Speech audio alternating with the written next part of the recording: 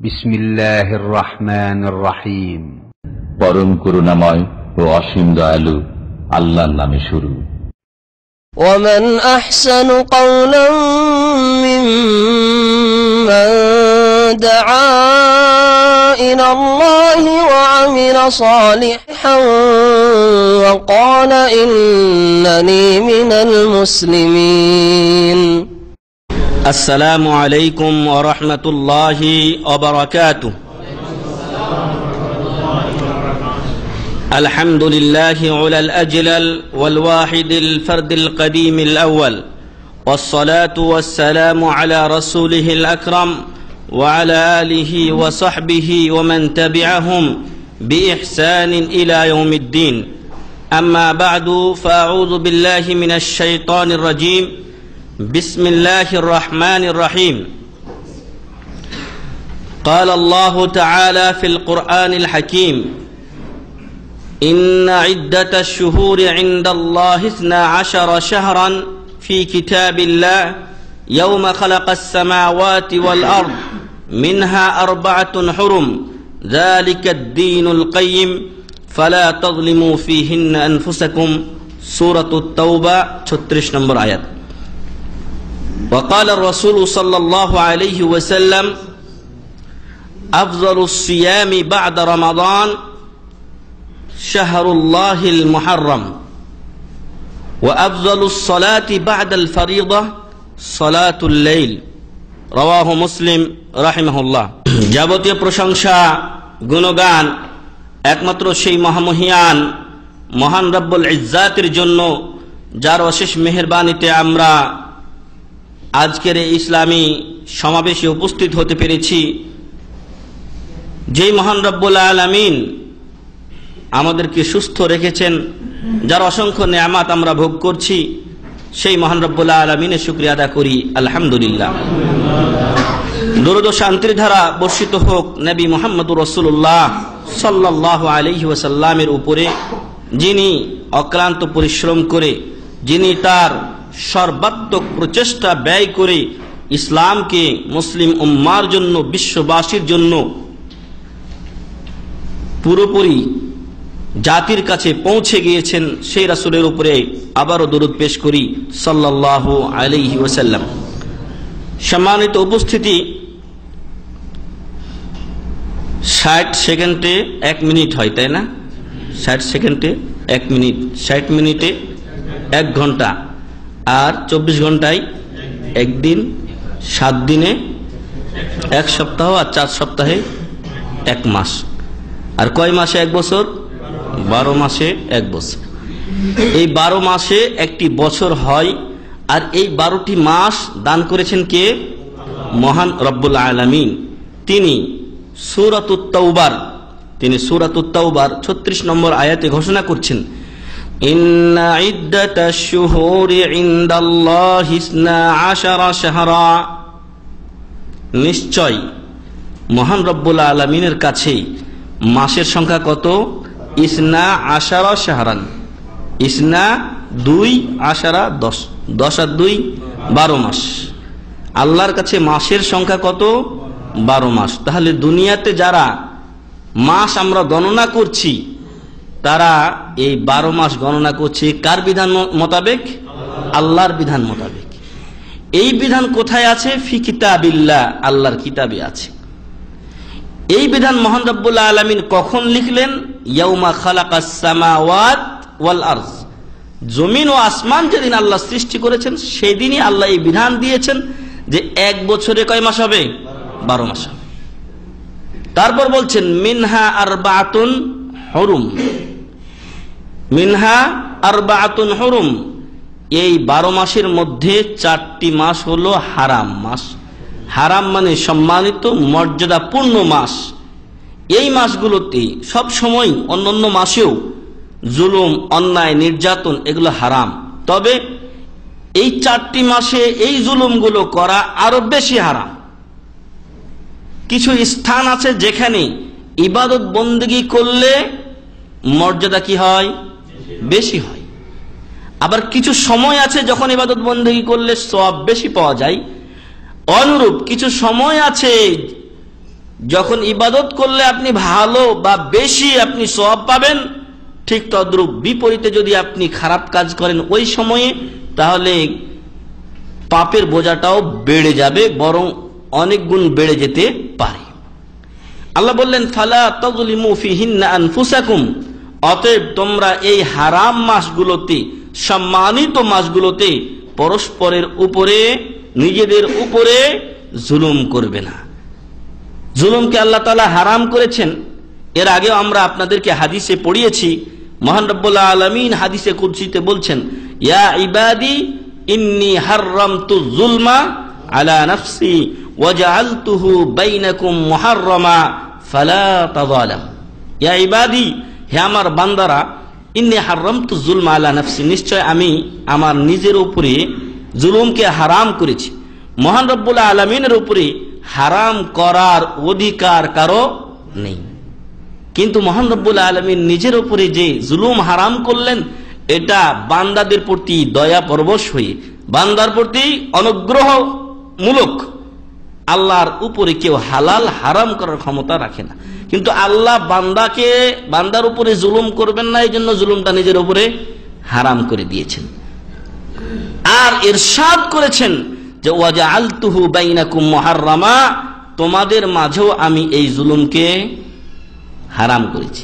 ফালা তাযালামু, অতএব তোমরা পরস্পর জুলুম করবে না। আমরা মানতে পেরেছি এই বিধান? না, আমরা এই বিধান মানতে পারিনি, বরং প্রত্যেকেই আমরা কিছু না কিছু জুলুম করে থাকি। আল্লাহ যেন আমাদেরকে এই জুলুম থেকে বাঁচার তৌফিক দান করেন, আল্লাহুম্মা আমিন। আল্লাহ বললেন ফালা তাযালামু ফিহিন্না আনফুসাকুম, ফালা তাযলিমু ফিহিন্না আনফুসাকুম, অতএব তোমরা এই হারাম মাসগুলোতে নিজেদের উপরে জুলুম করিও না। কিভাবে আপনি নিজের উপরে জুলুম করবেন? যখনই আপনি আল্লাহ ও রাসূলের সীমানা থেকে বের হয়ে যাবেন, তখনই আপনি নিজের উপরে জুলুম করবেন। যখনই আপনি শরীয়ত বিরোধী কোনো কাজে লিপ্ত হবেন, তখনই আপনি নিজের উপরে জুলুম করবেন, কারণ তার বিপরীতে আপনার আমলনামায় নেকি লেখা হবে নাকি? যদি শরীয়তের বাইরে চলে যান, তখনই আপনার গুনাহ লেখা হবে, আর গুনার বিনিময়ে আপনি কিয়ামতের দিন আল্লাহর কাছে ধরাশায়ী হবেন। এতে করে আপনি নিজের উপরে নিজেই কি করলেন? জুলুম করলেন। সূরাতুত তাওবা 36 নম্বর আয়াত। তাহলে এই আয়াত থেকে আমরা বুঝতে পারলাম যে বছরে মাস কয়টা? 12টা। 12টা মাসের মধ্যে হারাম মাস 4টা। কে আছে এখানে আমাদের যারা বলতে পারবেন এই 4টা মাস কি কি? আগে বলবেন না কিন্তু, হাতগুলো তোলেন, হাতগুলো দেখতে চাই যে এই 4টা মাস কি কি। আর বাকিরা জানেন না, কয়টা হাত মাত্র? আপনি আবার আস্তে করে রেখে দেন কেন? বলেন, আপনি বলেন। ও ওই যে ওই ভাই পিছনে, যাক আরেকবার আপনাকে চান্স দেওয়া হবে ইনশাআল্লাহ। রজব, মাশাআল্লাহ মাশাআল্লাহ। জিলকাদ, জিলহাজ, মুহররম, সালাসা মুতাতালিয়াত, 3টা ধারাবাহিক, জিলকাদ, জিলহাজ, মুহররম, আর একটা হলো রজব। এই 4টি মাস হলো হারাম মাস। আপনার উত্তর সঠিক হয়েছে, আপনি একটা পুরস্কার নিয়ে যান।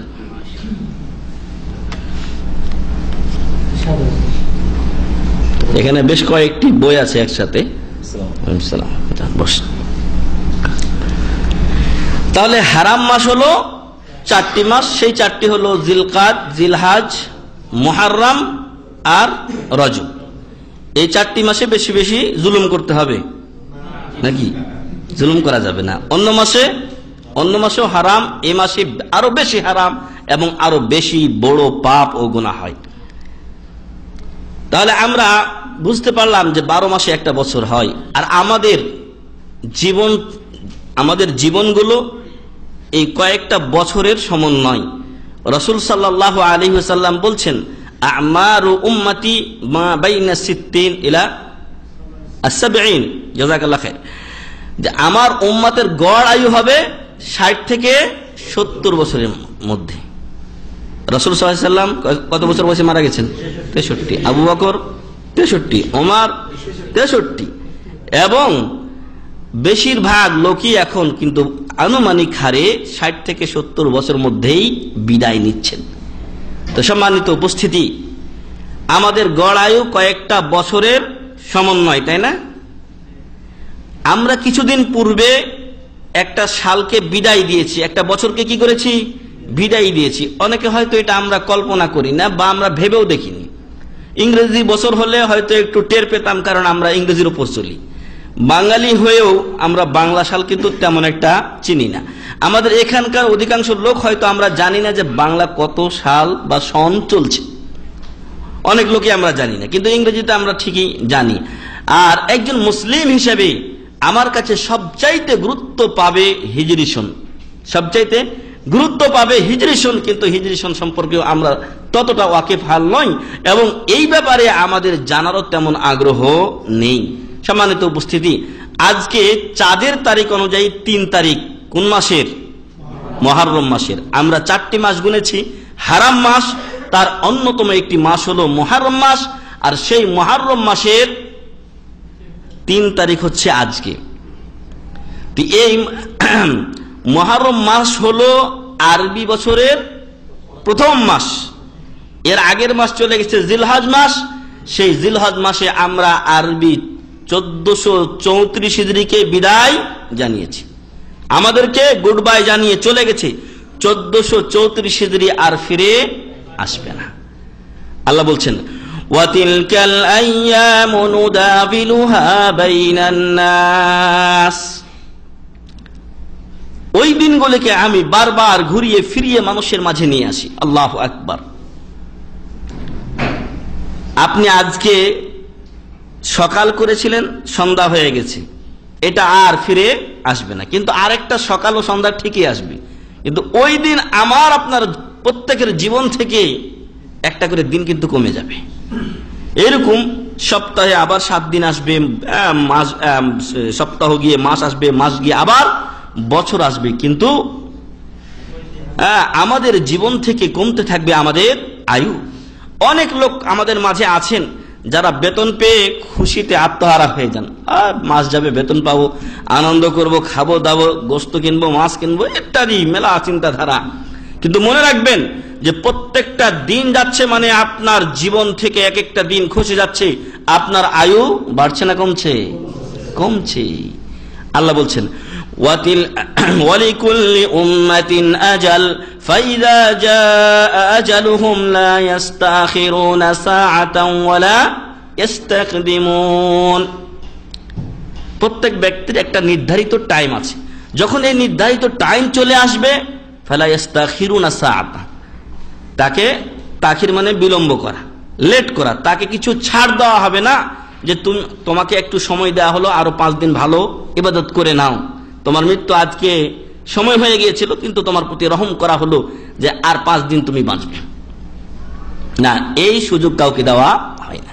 ওয়ালা ইস্তাকদিমুন, আর কারো এমন করা হয় না যে ওর মৃত্যু লেখা ছিল 1435 হিজরির 3 তারিখ সন্ধ্যায়, ওকে 1435 হিজরির আগে 1434 হিজরিতে আল্লাহ তাআলা নিয়ে নেবেন, এমনটিও আল্লাহ করেন না।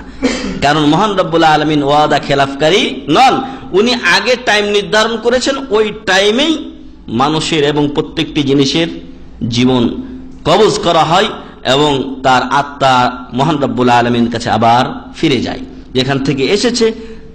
ইন্না লিল্লাহি ওয়া ইন্না ইলাইহি রাজিউন, আমরা আল্লাহর কাছেই আমাদেরকে কি করতে হবে? ফিরে যেতে হবে। প্রত্যেকটি নফস আত্মাকে আল্লাহর কাছেই ফিরে যেতে হয়। সম্মানিত উপস্থিতি, তো মহান রব্বুল আলামিন আমাদের প্রত্যেককে একটা নির্ধারিত টাইম দিয়েছেন। টাইম আসলে আর আমাদের কারো নিস্তার নেই, কারো ছাড় নেই, ওই টাইমেই এই দুনিয়া থেকে আমাদেরকে চলে যেতে হবে। আল্লাহর নবী মূসা আলাইহিস সালাম ছোটখাটো নবী ছিলেন নাকি? বড় নবী। পৃথিবীতে সবচাইতে শ্রেষ্ঠ ব্যক্তি হলেন নবী ও রাসূলগণ। নবী ও রাসূলগণের মধ্যে শ্রেষ্ঠ হলেন রাসূলগণ, আর রাসূলগণের মধ্যেও আল্লাহ তাআলা কতক রাসূলকে অন্যদের উপরে মর্যাদা দিয়েছেন। আল্লাহ বলছেন, তিলকার রাসূলু ফাদ্দালনা বা'দাহুম আলা বা'দ মিনহুম মান কাল্লামাল্লাহু ওয়া রাফা'a বা'দাহুম দারাজাত। সূরাতুল বাকারা 253 নম্বর আয়াতে আল্লাহ তাআলা বলছেন যে ওই রাসূলগণ ফাদ্দালনা বা'দাহুম আলা বা'দ, তাদের কতককে আমি অন্যদের উপরে মর্যাদাবান করেছি। মিনহুম মান কাল্লামাল্লাহ, তাদের মধ্যে কতকের সাথে আল্লাহ তাআলা সরাসরি কথা বলেছেন। কে? মুসা কালিমুল্লাহ আলাইহিস সালাতু ওয়াস সালাম, ওয়া রাফা বা'দাহুম দারাজাত, আর অনেকে এমন আছেন যাদেরকে অন্য মাধ্যমে আল্লাহ তাআলা তাদের মর্যাদা বৃদ্ধি করেছেন। তো এই মুসা আলাইহিস সালাম পৃথিবীর বুকে যে সকল নবীগণ শ্রেষ্ঠ তাদের মধ্যে উনি একজন। পৃথিবীর মধ্যে শ্রেষ্ঠ রাসূল কয়জন বলেন তো? 5 জন। কে কে বলতে পারবেন? পিছনে হাত দেখতে চাই একটু, পিছনে পিছনে নাই? জি ভাই, এনাম। আজকে যে ভাই আমাদেরকে কিছু খানার ব্যবস্থা করেছেন সেই এনাম ভাই উত্তর দিবেন। বলেন বিসমিল্লাহ।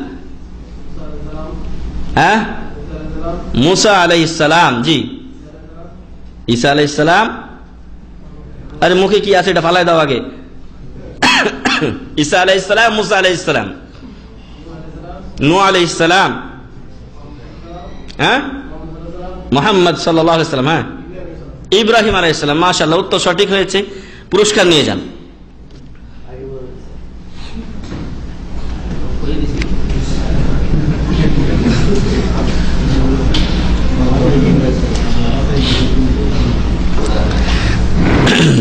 তাহলে আমরা জানতে পারলাম যে পৃথিবীর বুকে যত হোমরা সোমরা আর যত বড় লোক আর দামি লোক আর যাই বলেন না কেন, আর যত অর্থনীতিতে উঁচু স্থানের লোক বলেন আর বৈজ্ঞানিক বলেন, এদের সবার মধ্যে শ্রেষ্ঠ ব্যক্তি হলেন 5 জন। তারা হলেন নূহ আলাইহিস সালাম, ইব্রাহিম আলাইহিস সালাম, মুসা আলাইহিস সালাম, ঈসা আলাইহিস সালাম, মুহাম্মদ সাল্লাল্লাহু আলাইহি ওয়াসাল্লাম। তো এই শ্রেষ্ঠ 5 জন রাসূলের মধ্যে অন্যতম একজন হলেন মুসা আলাইহিস সালাম। খুব শান্ত মেজাজের লোক ছিলেন। না, শান্ত মেজাজের লোক ছিলেন না, খুব কড়া মেজাজের লোক ছিলেন। একটা উদাহরণ দিবেন কে? হাত তুলেন দেখি। জি ভাই বলেন। এই যে ভাই,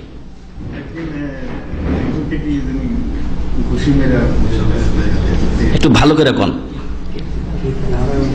ফেরাউনের যে কবিলা ছিল তারা ছিল কিবতি, আর মুসা আলাইহিস সালামের যে কবিলা ছিল তারা ছিলেন বানি ইসরাইলের। তো একদিন দেখলেন যে একটা বানি ইসরাইলের লোক আর একটা কিবতি লোক দুইজনে মারামারি করছে।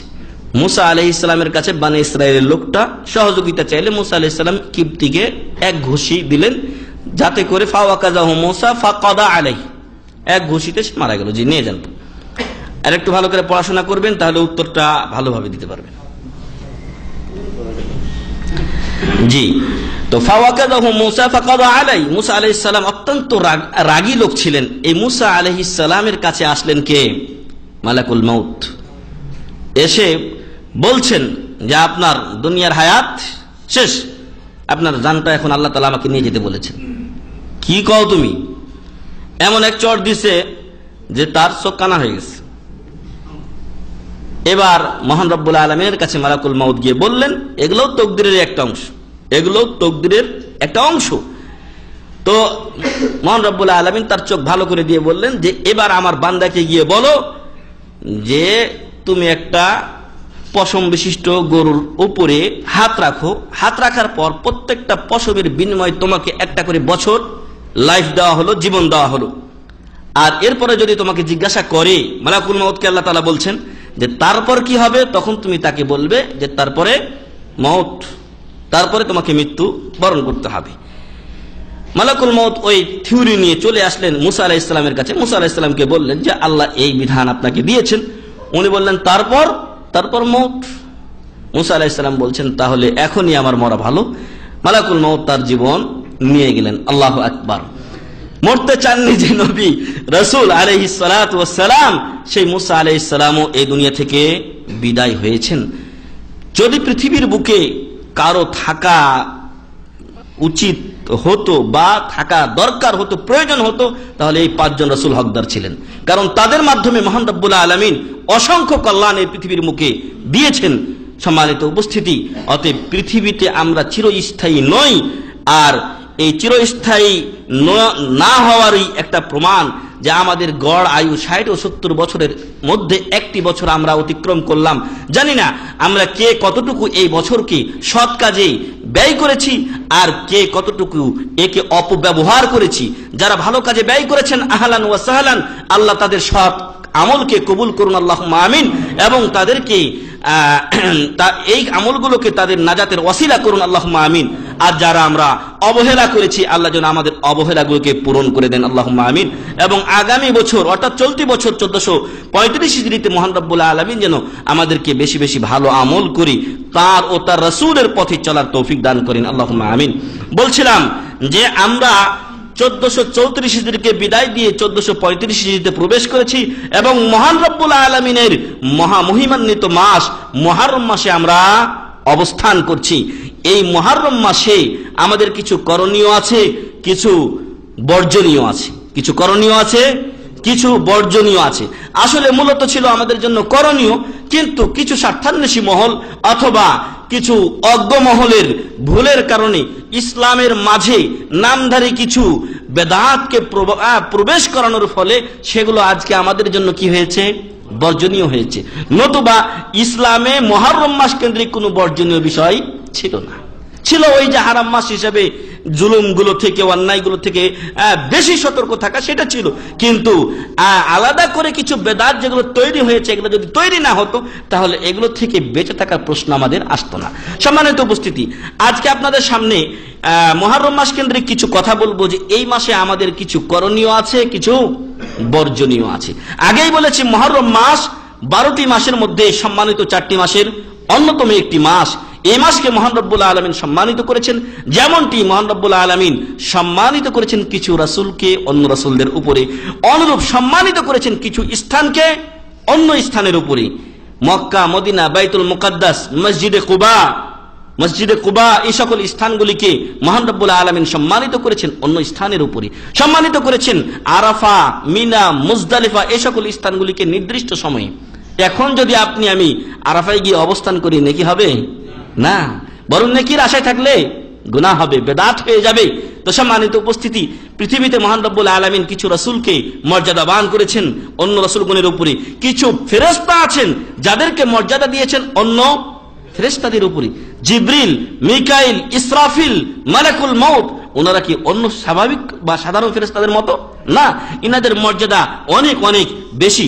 সম্মানিত উপস্থিতি, অনুরূপ মহান রব্বুল আলামিন এই মাসগুলোর মধ্যে কিছু মাসকে তিনি সম্মানিত করেছেন, যেমন দিনগুলির মধ্যে কিছু দিনকে সম্মানিত করেছেন। পৃথিবীর বছরের মধ্যে সবচেয়ে শ্রেষ্ঠ দিন হচ্ছে জিলহজ মাসের প্রথম 10 দিন। কিছু রাতকে মহান রব্বুল আলামিন সম্মানিত করেছেন, সেই রাতগুলো হচ্ছে রমজান মাসের শেষ দশকের রাত্রি। আল্লাহু আকবার। এমনি আমরা একটি মাস পেয়েছি, মহিমান্বিত মাস, সেই মাসের নাম হচ্ছে মুহররম মাস, যাকে মহান রব্বুল আলামিন সম্মানিত করেছেন, মর্যাদা দিয়েছেন। এবং এটি এমন একটি মাস যেই মাস দিয়ে কি শুরু হয়? আরবি বছর শুরু হয়। এই মাসে মহান রব্বুল আলামিন আমাদের জন্য কিছু করণীয় রেখে আমাদের ঈমানকে, আমাদের আমলকে সমৃদ্ধ করার একটা সুযোগ রেখেছেন। এজন্য আবারও মহান রব্বুল আলামিনের শুকরিয়া আদা করি, আলহামদুলিল্লাহ। সম্মানিত উপস্থিতি, এই মুহররম মাস সম্পর্কে রাসূল সাল্লাল্লাহু আলাইহি ওয়াসাল্লাম বলেছেন, আফজালুস সিয়ামি বাদা রমাদান শাহরুল্লাহিল মুহররম। এই মুহররম মাসে আমাদের করণীয়ের মধ্যে যে করণীয়টি আমরা করতে পারি, আদায় করতে পারি, পালন করতে পারি, তা রাসূল সাল্লাল্লাহু আলাইহি ওয়াসাল্লাম তার হাদিসে বর্ণনা করেছেন। আবু হুরায়রা রাদিয়াল্লাহু আনহু তার থেকে হাদিস বর্ণনা করেছেন এবং বলছেন যে রাসূল সাল্লাল্লাহু আলাইহি ওয়াসাল্লাম ইরশাদ করেন, আফজালুস সিয়াম বাদা রমাদান শাহরুল্লাহিল মুহররম। রমজান মাসের পরে সবচাইতে উত্তম রোজা কোন মাসের রোজা? শাহরুল্লাহিল মুহররম, মহান রব্বুল আলামিনের মাস মুহররম মাসের রোজাগুলি হচ্ছে আমভাবে সবচাইতে উত্তম। এই দিনগুলোতে আমাদেরকে কি করতে হবে? রোজা রাখতে হবে। এই মাসের পুরাটা না, বরং বেশিরভাগও যদি কেউ রোজা রাখেন তাতেও কোনো বাধা নেই। যে যত বেশি পারেন তারা এই মুহররম মাসে রোজা রাখবেন। তারপর রাসূল সাল্লাল্লাহু আলাইহি ওয়াসাল্লাম বলছেন যে ওয়া আফজালুস সালাতি বাদাল ফারিজাতি সালাতুল লাইল, আর রাত্রে ফরজ নামাজের পরে সবচাইতে উত্তম নামাজ কোন নামাজ? সালাতুল লাইল, রাত্রের নামাজ। কেন রাত্রের নামাজ উত্তম? কারণ রাত্রে আপনাকে কেউ দেখে না। আপনি যদি রাত্রে উঠে বা জেগে নামাজ পড়েন তাহলে কেবলমাত্র মহান রব্বুল আলামিনকে খুশি করার জন্য আপনি এই কাজ করবেন এবং আল্লাহর জাহান্নাম থেকে নাজাত পেয়ে জান্নাতে যাওয়ার আশায় আপনি করবেন। এই জন্য রাত্রের নামাজকে ফরজ নামাজের পরেই স্থান দেওয়া হয়েছে। রাওয়াহু মুসলিম, মুসলিম শরীফের হাদিস, হাদিস নাম্বার 1163 নম্বর হাদিস, যা আপনাদের সামনে পেশ করলাম। বলা হলো যে মুহররম মাসের অন্যতম করণীয় হচ্ছে আমাদের রোজা রাখা। আমভাবে যে যত বেশি পারেন এই মাসে রোজা রাখবেন। আর এই মাসের রোজাগুলোর মধ্যে প্রথমত বললাম যে আমভাবে রোজা রাখবেন, তার মধ্যে বিশেষভাবে আছে আপনার আইয়ামে বিজ, অর্থাৎ আরবি এই মাসের 13, 14, 15 তারিখ রোজা রাখা, সোমবার বৃহস্পতিবার রোজা রাখা, অন্য যে কোনো সময় এই মাসের মধ্যে একটু বেশি রোজা রাখা, হয়তো লাগাতার আপনি 4টা 5টা যা পারলেন রোজা রাখলেন। কারণ রাসূল সাল্লাল্লাহু আলাইহি সাল্লাম বলছেন আফজালুস সিয়াম বা'দা রমাদান শাহরুল্লাহিল মুহাররম। এই হাদিসের উপরে আপনি আমল করার জন্য পুরা মাস না রেখে অধিকাংশ মাস যদি আপনি রাখেন তাতেও কোনো বাধা নেই। এরপরে এই মাসে বিশেষ একটি রোজা রয়েছে, সেই রোজা হচ্ছে আশুরার রোজা। সেই রোজা হচ্ছে আশুরার রোজা, যার আলাদা ফজিলত রাসূল সাল্লাল্লাহু আলাইহি ওয়াসাল্লাম বর্ণনা করেছেন। এই আশুরার রোজা কেন আমরা পালন করব? আমরা অনেকেই এই আশুরার রোজা সম্পর্কে জানি। আশুরা শব্দটি হচ্ছে আশারা থেকে, আর আশুরা মানে হচ্ছে 10ম দিন। মুহররম মাসের 10ম দিনকে কি বলা হয়? আশুরা বলা হয়। এই দিনে মুসলমানগণ রোজা পালন করেন, এই দিনে মুসলমানগণ রোজা পালন করেন। তবে আমাদের দেশে এর কালচার খুব কম, তাই না? আমাদের দেশে এর প্রচলন কম, যদিও আল্লাহ রহমতে বহির্বিশ্ব, বিশেষ করে মিডল ইস্ট থেকে কিছু ভাই ও বোনেরা সঠিক ইসলাম, সহি ইসলাম শিখে দেশে এটাকে প্রচার করার ফলে অনেকেই এটা সম্পর্কে এখন জানতে পারছেন এবং আমল করছেন। আল্লাহ যেন আমাদের দেশে মুহররমের রোজার এই ফজিলতকে বাড়িতে বাড়িতে পৌঁছে দেন, আল্লাহুম্মা আমিন। এবং আমাদের দেশ সহ সারা বিশ্বে মুসলমানদেরকে মুহররমের রোজা রাখার তৌফিক দান করেন, আল্লাহুম্মা আমিন। আমরা কেন এই আশুরা 10ই মুহররমের রোজা রাখবো? বুখারী ও মুসলিমের হাদিসে আয়েশা রাদিয়াল্লাহু আনহা থেকে বর্ণিত হয়েছে, তিনি বলেন, আয়েশা রাদিয়াল্লাহু আনহা রাসূল সাল্লাল্লাহু আলাইহি ওয়াসাল্লামের সহধর্মিণী এবং রাসূল সাল্লাল্লাহু আলাইহি ওয়াসাল্লামের একমাত্র কুমারী স্ত্রী এবং পৃথিবীর বুকে যাকে সবচাইতে তিনি ভালোবাসতেন তিনি হলেন আয়েশা বিনতে সিদ্দিক রাদিয়াল্লাহু আনহুমা। একদিন একদা রাসূল সাল্লাল্লাহু আলাইহি ওয়াসাল্লাম এক যুদ্ধে একজন সেনাপতি নিয়োগ করলেন। সেই দলে ছিলেন আবু বকর ও ওমর রাদিয়াল্লাহু আনহুম আজমাইন, কিন্তু তাদেরকে সেনাপতি করা হয়নি। বড় বড় সাহাবীগণ ছিলেন, কিন্তু তাদেরকে সেনাপতি করা হয়নি। একজন অন্য লোককে, অন্য সাহাবীকে সেনাপতি করা হলো। ওই সাহাবী ভাবলেন যে রাসূল সাল্লাল্লাহু আলাইহি ওয়াসাল্লাম মনে হয় আমাকে খুব ভালোবাসেন, এই জন্যই হয়তো তিনি আমাকে সেনাপতির দায়িত্ব বা নেতা বানিয়েছেন, দায়িত্বশীল বানিয়েছেন। কাজ থেকে ফিরে আসার পর একদা উনি রাসূল সাল্লাল্লাহু আলাইহি সাল্লামকে জিজ্ঞাসা করছেন, এমন অবস্থায় যে রাসূল সাল্লাল্লাহু আলাইহি সাল্লামের মাথাটা আছে কার পায়ের উপরে? রাসূল সাল্লাল্লাহু আলাইহি সাল্লামের মাথা আছে আয়েশা রাদিয়াল্লাহু আনহার রানের উপরে। এবার ওই লোক জিজ্ঞাসা করছেন সাহাবী রাদিয়াল্লাহু আন, যে আল্লাহ রাসূল সাল্লাল্লাহু আলাইহি সাল্লাম আপনি সবচাইতে কাকে বেশি ভালোবাসেন? আপনি সবচাইতে কাকে বেশি ভালোবাসেন? তখন রাসূল সাল্লাল্লাহু আলাইহি সাল্লাম ইশারা করছেন আয়েশা রাদিয়াল্লাহু আনহার দিকে, যে আমি এই মহিলাকে সবচাইতে বেশি ভালোবাসি। আল্লাহু আকবার। তখন ওই সাহাবী বলছেন যে আমি মহিলাদের ভিতরে জিজ্ঞাসা করিনি আল্লাহ রাসূল সাল্লাল্লাহু আলাইহি সাল্লাম, পুরুষদের ভিতরে। রাসূল সাল্লাল্লাহু আলাইহি সাল্লাম বলছেন আবুহা। আল্লাহু আকবার। পৃথিবীর বুকে দুজন ব্যক্তিকে রাসূল সাল্লাল্লাহু আলাইহি সাল্লাম বেশি ভালোবাসতেন, আর তারা হলেন আয়েশা এবং তার পিতা আবু বকর সিদ্দিক রাদিয়াল্লাহু আনহুমা। তো সেই আয়েশা রাদিয়াল্লাহু আনহা, যিনি উম্মতে মুহাম্মাদিয়ার প্রথম মুহাদ্দিসা, পুরুষ মুহাদ্দিস, মহিলা মুহাদ্দিসা, মহিলা মুহাদ্দিস, তিনি হলেন আয়েশা রাদিয়াল্লাহু আনহা। কত হাদিস বর্ণনা করেছেন? 2210টি। আল্লাহু আকবার। এই মহিয়সী রমণী রাসূল সাল্লাল্লাহু আলাইহি সাল্লামের সহধর্মিণী, তিনি বলছেন কানা আশুরা ইয়াওমান তাসুমুহু কুরাইশুন ফিল জাহিলিয়া। আশুরার দিনে জাহিলিয়ার যুগে কুরাইশরাও এই দিন রোজা রাখত। আল্লাহু আকবার। জাহিলিয়ার যুগে যারা কুরাইশ তারা এই রোজা রাখছে, কিন্তু আমাদের, ওরা তো মুসলমান ছিল না। জাহিলিয়ার যুগে যে কুরাইশ ছিল ওরা মূর্তি পূজক ছিল, তবুও তারা রোজা রাখতো আশুরার দিন। আর আমার দেশের নামধারী মুসলমানের অবস্থা দেখেন যে আশুরার খোঁজ নাই। আর যদি খোঁজ আছে তাহলে পরে আমরা আলোচনা করব যে বিভিন্ন শিরক এবং বেদাতি কর্মকাণ্ডের মাধ্যমে এই দিনকে তারা উদযাপন করছে। নাউযুবিল্লাহি মিন যালিক। আল্লাহ তাআলা আমাদের জাতিকে হেদায়েত দান করুন, আল্লাহুম্মা আমিন। তো আয়েশা রাদিয়াল্লাহু আনহা বলছেন যে আশুরা দিবসে জাহিলিয়াত যুগে কুরাইশরা রোজা রাখতেন। ওয়া কানা নবী সাল্লাল্লাহু আলাইহি ওয়াসাল্লাম ইয়াসুমুহু, আর রাসূল সাল্লাল্লাহু আলাইহি ওয়াসাল্লাম তাদের দেখা দেখি উনি এই রোজা পালন করতেন। কারণ রোজাটা এটা যুগ যুগ ধরে মুসলমানদের একটা ইবাদত হিসেবে গণ্য হয়ে আসছে এবং ভালো মানুষদের ইবাদত বলে গণ্য হয়ে আসছে। তাই জাহেলিয়াত যুগ হলেও রাসূল সাল্লাল্লাহু আলাইহি ওয়াসাল্লাম এই রোজা কি করতেন? পালন করতেন, রাখতেন। ফালাম্মা কাদিমাল মাদিনাতা সামাহু ওয়া আমারা বিসিয়ামিহি, যখন রাসূল সাল্লাল্লাহু আলাইহি ওয়াসাল্লাম মক্কা ছেড়ে মদিনায় হিজরত করলেন তখনও তিনি এই রোজা রেখেছেন এবং সাহাবাদেরকে এই রোজা রাখার আদেশ দিয়েছেন। فلما نزلت فريضة الشهر رمضان كان رمضان هو الذي يصومه فترك يوم عاشوراء فمن شاء صامه ومن شاء أفطره। পরবর্তী যখন রমজান মাসে রোজা ফরজ হলো তখন আশুরার রোজার বিধানটা কি হলো? শিথিল হয়ে গেল। এরপরে যারা এটা আর ফরজ রইল না, অবশ্যই গুরুত্বপূর্ণ রোজা রয়ে গেল কিন্তু এটা আর ফরজ থাকলো না। এরপরে যারা ইচ্ছা এই রোজা রাখতেন, যারা ইচ্ছা এই রোজা ছেড়ে দিতেন। যারা রাখবেন তারা সওয়াব পাবেন, যারা রাখবেন না সওয়াব পাবেন না।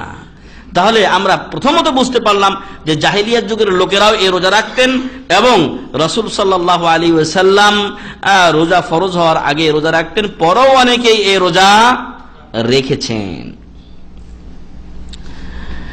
আরো একটি হাদিসে বর্ণিত হয়েছে, ইবনে আব্বাস চেনেন তো নাকি? ইবনে আব্বাস, আব্দুল্লাহ ইবনে আব্বাস রাদিয়াল্লাহু আনহুমা রাসূল সাল্লাল্লাহু আলাইহি ওয়াসাল্লামের ফুফাতো ভাই, চাচাতো ভাই, খুব বিজ্ঞ ব্যক্তি ছিলেন, রাইসুল মুফাসসিরিন, যার জন্য রাসূল সাল্লাল্লাহু আলাইহি ওয়াসাল্লাম দোয়া করেছিলেন। সেই আব্দুল্লাহ ইবনে আব্বাস রাদিয়াল্লাহু আনহুমা থেকে বর্ণিত হাদিসটি তিনি বলেন যে রাসূল সাল্লাল্লাহু আলাইহি ওয়াসাল্লাম যখন মদিনায় আগমন করলেন তখন দেখলেন যে ইহুদিরা রোজা রাখছে, ইহুদিরা এই আশুরার দিনে রোজা রাখছে। উনি তখন তাদেরকে জিজ্ঞাসা করলেন যে তোমরা কেন এই দিন রোজা রাখো? তখন তারা বলল যে এটা একটা মহান দিবস, হাযা ইয়াউমুন আযীমুন, এটা একটা মহান দিবস, অনেক বড় দিবস, সম্মানিত দিবস এটি। কেন? যে হাযা ইয়াউমুন আনজাল্লাহু, হাযা ইয়াউমুন আযীমুন আনজাল্লাহু ফিহি মূসা ওয়া কওমাহু, এই দিন মহান রব্বুল আলামিন মূসা আলাইহিস সালাম এবং তার কওমের নাম বনি ইসরাইল, তার কওমকে তিনি নাজাত দিয়েছিলেন, মুক্তি দিয়েছিলেন। কার কবল থেকে? ফেরাউনের কবল থেকে। শুধু তাই নয়, বরং ওয়া আগরাকা ফিরআউনা ওয়া কওমাহু, আর ফেরাউন ও তার দলবলকে মহান রব্বুল আলামিন এই আশুরার দিনে কি করেছিলেন? লোহিত সাগরে ডুবিয়ে মেরেছিলেন। ফাসামাহু মূসা শুকরান ফানাহনু নাসুমুহু, তাই মূসা আলাইহিস সালাম তিনি আল্লাহর শুকরিয়া স্বরূপ এই দিন রোজা রাখতেন, তাই আমরাও এখন এই রোজা রাখি। ইহুদিরা ওই দিনে রোজা রাখতেন কেন? কারণ মূসা আলাইহিস সালাম তার নাজাত উপলক্ষে, ফেরাউনের ভরাডুবি উপলক্ষে তিনি এই দিন আল্লাহর শুকরিয়া স্বরূপ রোজা রেখেছিলেন। ফানাহনু নাসুমুহু ফাকালা রাসূলুল্লাহ সাল্লাল্লাহু আলাইহি ওয়াসাল্লাম, তখন রাসূল সাল্লাল্লাহু আলাইহি ওয়াসাল্লাম বললেন ফানাহনু আহাক্কু আউলা বিমূসা মিনকুম, মূসা আলাইহিস সালামের ব্যাপারে আমরা তোমাদের চাইতে বেশি হকদার। তোমরা তো তাওরাতের মূসা আলাইহিস সালামের উপরে যে আসমানি কিতাব নাজিল করা হয়েছিল তা ছিল তাওরাত। তোমরা তো তাওরাতের তাহরিফ, তাবদীল, পরিবর্তন, পরিবর্ধন এবং এর মাঝে কিছু সংশ্লিষ্ট করা, আবার কিছুকে বাদ দেওয়া, এগুলোর কোনো সীমা রাখনি, বরং বেহিসাব অগণিত তোমরা এর পরিবর্তন করেছো। ইহুদিয়ার যে ধর্ম, বনি ইসরাইলের ধর্ম, মূসা আলাইহিস সালামের ধর্মের তোমরা ঠিক রাখনি। আমরাই হলাম সত্যিকার মূসা আলাইহিস সালামের অনুসারী। তাওরাতে যে নবী মুহাম্মদুর রাসূলুল্লাহ সাল্লাল্লাহু আলাইহি ওয়াসাল্লামের কথা বলা হয়েছে, যে ইসলামের কথা বলা হয়েছে, আমরা সেই ইসলামের ধারক ও বাহক। অতএব মুসা আলাইহিস সালামের ব্যাপারে, তার অনুসরণের ব্যাপারে আমরা বেশি হকদার, তার খুশিতে আমরা বেশি আনন্দিত হওয়ার হকদার। ফাসামাহু রাসূলুল্লাহি সাল্লাল্লাহু আলাইহি ওয়াসাল্লাম, তখন রাসূল সাল্লাল্লাহু আলাইহি ওয়াসাল্লাম এই দিনটি রোজা রাখলেন। আর ওয়া আমারা বিসিয়ামিহি, আর মানুষদেরকেও বললেন তোমরাও রোজা রাখো। তাহলে কেন আমরা আশুরার দিন রোজা রাখবো? কারণ রাসূল সাল্লাল্লাহু আলাইহি ওয়াসাল্লাম রোজা রেখেছিলেন, আর তিনি এজন্য রোজা রেখেছিলেন যে মহান রব্বুল আলামিন এদিন মুসা আলাইহিস সালামকে এবং তার কওমকে নাজাত দিয়েছিলেন, ফেরাউন ও তার কওমকে লোহিত সাগরে ডুবিয়ে মেরেছিলেন। ফলে আল্লাহর শুকরিয়া স্বরূপ এ রোজা রাখা হবে। এ রোজা রাখা হবে বিজয়ের রোজা। কিসের রোজা? বিজয়ের রোজা। এ রোজা মাতমের রোজা নয়, এ রোজা পরাজয়ের রোজা নয়, বরং মহান রব্বুল আলামিন তার নবী মুসা আলাইহিস সালামকে বিজয় দিয়েছিলেন ফেরাউনের কবল থেকে তার বিশেষ ক্ষমতা বলে, আর এই জন্যই এই দিন আমরা রোজা রাখব। ফেরাউন এর সম্পর্কে কিছু না বললেই নয়। এই ফেরাউনের নাম কি ছিল, কে বলতে পারবেন? জি, হাত উঠেছেন। দ্বিতীয় রামিসাস। এই ফেরাউনের নাম ছিল যে মুসা আলাইহিস সালামের যুগে ছিল, যার আপনারা বডি ওই ভিডিও মোবাইলে অথবা বিভিন্ন জায়গাতে আপনারা দেখতে পান। এই ফেরাউন হচ্ছে আগে যারা আমাদের যেরকম এখন প্রধানমন্ত্রী, এদের মালিক, ওইরকম মিশরের যারা রাষ্ট্রপতি হতেন তাদেরকে কি বলা হতো? ফেরাউন। এবং অনেক স্থানে এসেছে ফারায়না, ফেরাউনের বহুবচন ফারায়না, এ শব্দটি ব্যবহার হয়েছে। যারাই ক্ষমতায় বসতো, আমরা যেরকম প্রধানমন্ত্রী বলি, প্রেসিডেন্ট বলি, ওইরকম এদের উপাধি ছিল ফেরাউন। তো এই ফেরাউন যে মুসা আলাইহিস সালামের যুগে ছিল, তার নাম ছিল দ্বিতীয় রামিসাস। এই ফেরাউন বনি ইসরায়েলের লোকদের উপরে অত্যাচারের স্টিম রোলার চালিয়ে দিয়েছিল এবং বনি ইসরায়েলের ছেলেদেরকে সে হত্যা করত, মেয়েদেরকে সে জীবিত রাখত। যখন দেখা গেল কাজের লোকের শর্ট পড়ে গেছে, তখন সে 1 বছর জীবিত রাখত আর 1 বছর হত্যা করত ছেলেদেরকে। তো মহান রব্বুল আলামিন তার অলৌকিক ক্ষমতা দেখালেন। যেই বছর হত্যা করা হতো সেই বছর আল্লাহ তাআলা মুসা আলাইহিস সালামকে পৃথিবীতে সৃষ্টি করলেন, আর যে বছর বাঁচিয়ে রাখা হতো সেই বছর আল্লাহ তাআলা পৃথিবীতে পাঠালেন হারুন আলাইহিস সালামকে। এবং মহান রব্বুল আলামিন তার অশেষ মেহেরবানিতে এবং একজন ভাইয়ের পক্ষ থেকে পৃথিবীর বুকে অপর ভাইয়ের জন্য সবচাইতে শ্রেষ্ঠ দোয়া যেটা এবং সবচাইতে বড় পাওনা যেটা পেয়েছিলেন, তা পেয়েছিলেন মুসা আলাইহিস সালামের পক্ষ থেকে হারুন আলাইহিস সালাম। কি সে চাওয়া, কি সে পাওয়া বলেন তো? আইওয়া, মাশাআল্লাহ। জি, পুরস্কার নিয়ে যান আপনি, আমার তো পুরস্কার শেষ। মুসা আলাইহিস সালামকে আল্লাহ তাআলা যখন বললেন, মুসা আলাইহিস সালামকে আল্লাহ তাআলা যখন বললেন যে যাও ফেরাউনের কাছে দাওয়াত নিয়ে, তখন মুসা আলাইহিস সালাম বলেছিলেন যে আমার ভাষাটা অত স্পষ্ট নয়, আমার ভাই হারুন আমার চাইতে স্পষ্ট ভাষী, আপনি তাকে এই দায়িত্ব, নবুয়ত ও রিসালাতের দায়িত্ব দিয়ে দেন। মহান রব্বুল আলামিন বললেন যে ঠিক আছে, তাকেও আমি নবী বানিয়ে দিলাম, তবে তোমাদের দুইজনকেই ফেরাউনের কাছে দাওয়াত নিয়ে যেতে হবে। তো মুসা আলাইহিস সালামের দোয়ার মাধ্যমে মহান রব্বুল আলামিন হারুন আলাইহিস সালামকে কি করেছেন? নবী করে দিয়েছিলেন। আল্লাহু আকবার, এর চাইতে বড় দোয়া আর কি হতে পারে? যাই হোক, এই মুসা ও হারুন আলাইহিমাস সালাতু ওয়াস সালামকে মহান রব্বুল আলামিন এক কঠিন সময়ে এই পৃথিবীর বুকে নিয়ে আসলেন, যখন ছেলেদের বাঁচার কোনো অধিকার ছিল না। এরপরে আপনাদের অনেকের এই ঘটনাগুলো জানা আছে, আমি শুধু এতটুকু বলবো যে কিভাবে এই ইতিহাস সৃষ্টি হলো, কিভাবে এই নাজাত পাওয়া এবং ফেরাউনকে ডুবিয়ে মারার যে ইতিহাস, সেটা কিভাবে সৃষ্টি হলো সেটা মহান রব্বুল আলামিন কোরআনের একাধিক আয়াতে বলেছেন। তার মধ্যে সূরাতুল ইউনূসের 75 থেকে 92 নম্বর আয়াতে একটা চিত্র তুলে ধরেছেন। আরো বিস্তারিত যদি আপনি জানতে চান তাহলে সূরাতুল আরাফের 103 থেকে নিয়ে 156 নম্বর আয়াত পর্যন্ত, সূরাতুল আরাফ 103 থেকে 156 নম্বর আয়াত, মোট আয়াতের সংখ্যা হচ্ছে 53টি আয়াত। আল্লাহু আকবার। মুসা আলাইহিস সালামের ঘটনা 103 আয়াত সূরাতুল আরাফের এখান থেকে শুরু করে 156 পর্যন্ত মোট 53টি আয়াতে মহান রব্বুল আলামিন মুসা আলাইহিস সালামের কাহিনী বিস্তারিত বর্ণনা করেছেন। আল্লাহু আকবার। যদি কেউ বিস্তারিত জানতে চান তাহলে এই আয়াতগুলোর অনুবাদ পড়ে নেবেন, তাফসীর পড়ে নেবেন, তাহলে বিস্তারিত জানতে পারবেন। আমাদের সময় কমের জন্য আমরা সংক্ষিপ্ত বলে যাচ্ছি সূরাত ইউনূসের 75 থেকে 92 নম্বর আয়াত পর্যন্ত। জেনে রাখবেন যে মহান রব্বুল আলামিন মুসা আলাইহিস সালামকে যখন দাওয়াত দেওয়ার জন্য পাঠালেন কার কাছে? ফেরাউনের কাছে। তখন কিন্তু পৃথিবীর বুকে সবচাইতে বড় শয়তান বদমাইশ ছিল কে?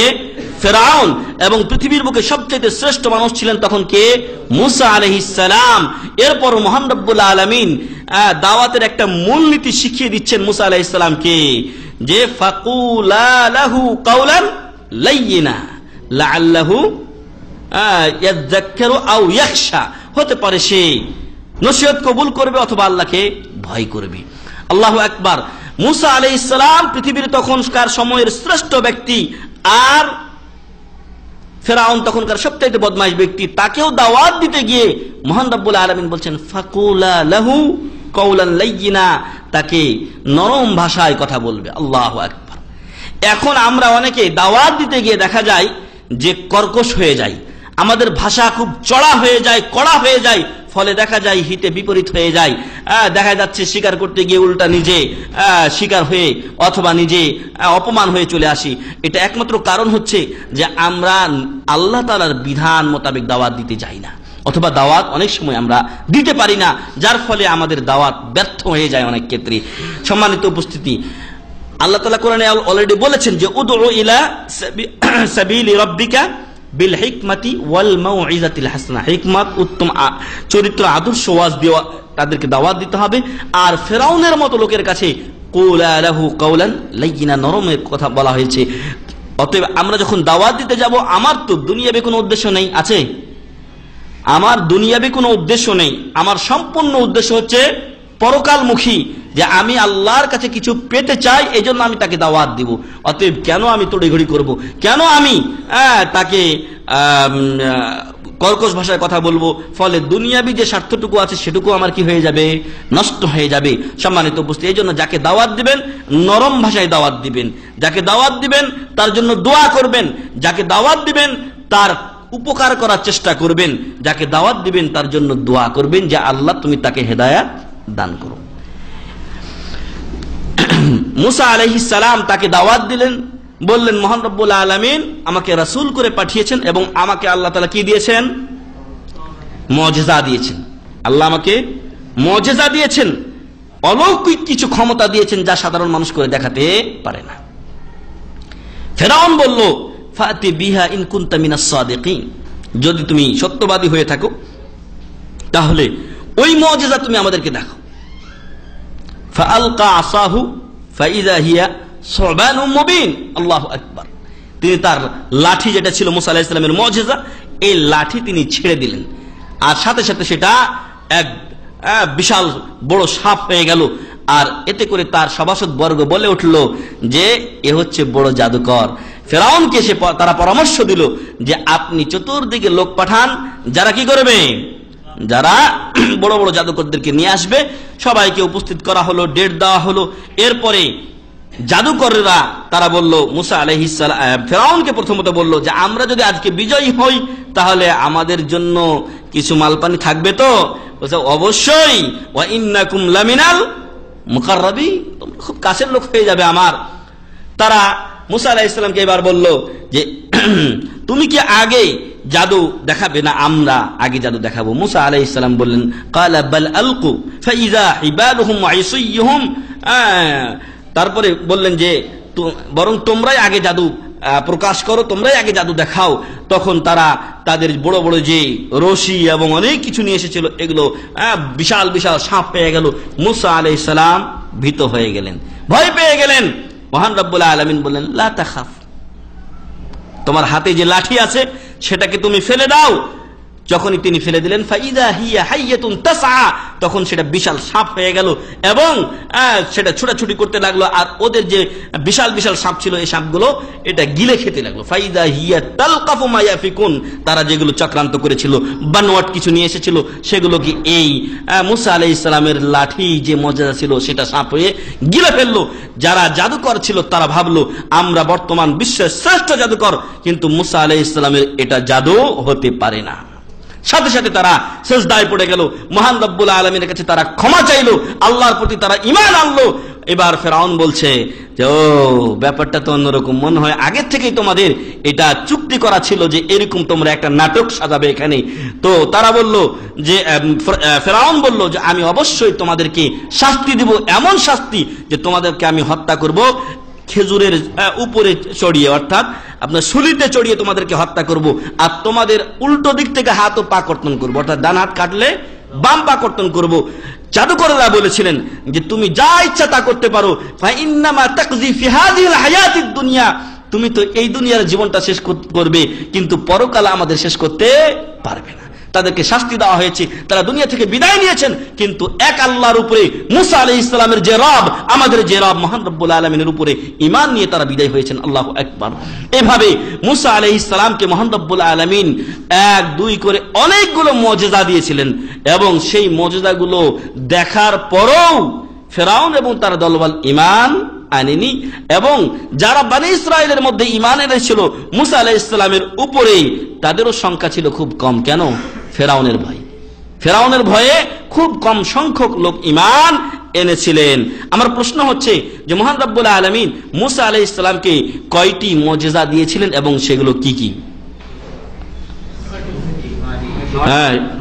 হাতগুলো আগে তুলেন, আমাদের নিয়ম তো আপনারা জানেন। হাত তুলেন যে কে কে বলবেন। জি, আপনি অনেকক্ষণ ধরেই বলতেছেন। কি কি বলেন? 9টি। কি কি? না, 9টা কই তুইব? একটা তুই। আচ্ছা, 9টা কে পারবেন? আচ্ছা বলেন আপনি। জি, আসা, লাঠি। তারপরে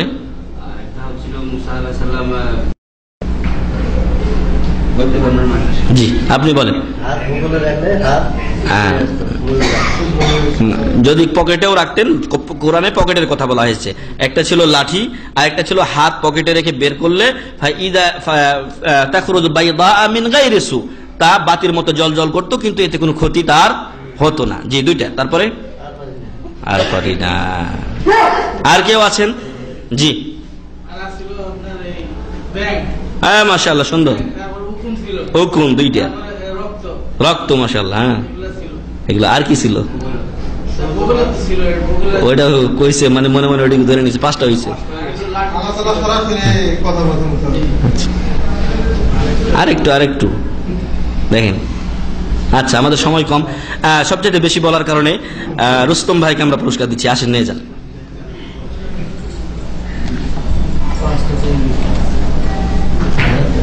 জি, মুসা আলাইহিস সালামকে মহান রব্বুল আলামিন 9টি মুজিজা দিয়েছিলেন, খুব কম। নেবেন? আল্লাহ তাআলা বলছেন ফারসালনা আলাইহিমুত তুফান। তুফান, ঠিক আছে। এই 2টা আগে গুনেন, লাঠি আর হাত। তারপরে তুফান, তুফান বন্যা। ওয়াল জারাদা, আপনার টিড্ডি বা ফড়িং যেটাকে বলছে, যা কিছু খুলে ওখানে দেখে ফড়িং আর ফড়িং। ভাত রান্না করে রাখছে ফড়িং আর ফড়িং, পানি রাখছে গরম করে বা সুন্দর করে কিছু রাখছে খাবার দাবার, ফড়িং। ফারসালনা আলাইহিমুত তুফান ওয়াল জারাদা ওয়াল কুম্মাল, উকুনের কথা বলেছে। ওয়াদ দাফাদ, ব্যাং। তারপরে আপনার আদ্দাম। তাহলে আমি এখানে 5টা বললাম, আর সাথে আপনার 2টা, 7টা। আরেকটা হচ্ছে সিনিন, অর্থাৎ দুর্ভিক্ষ। হ্যাঁ, কোরআন আয়াতটার জন্য কি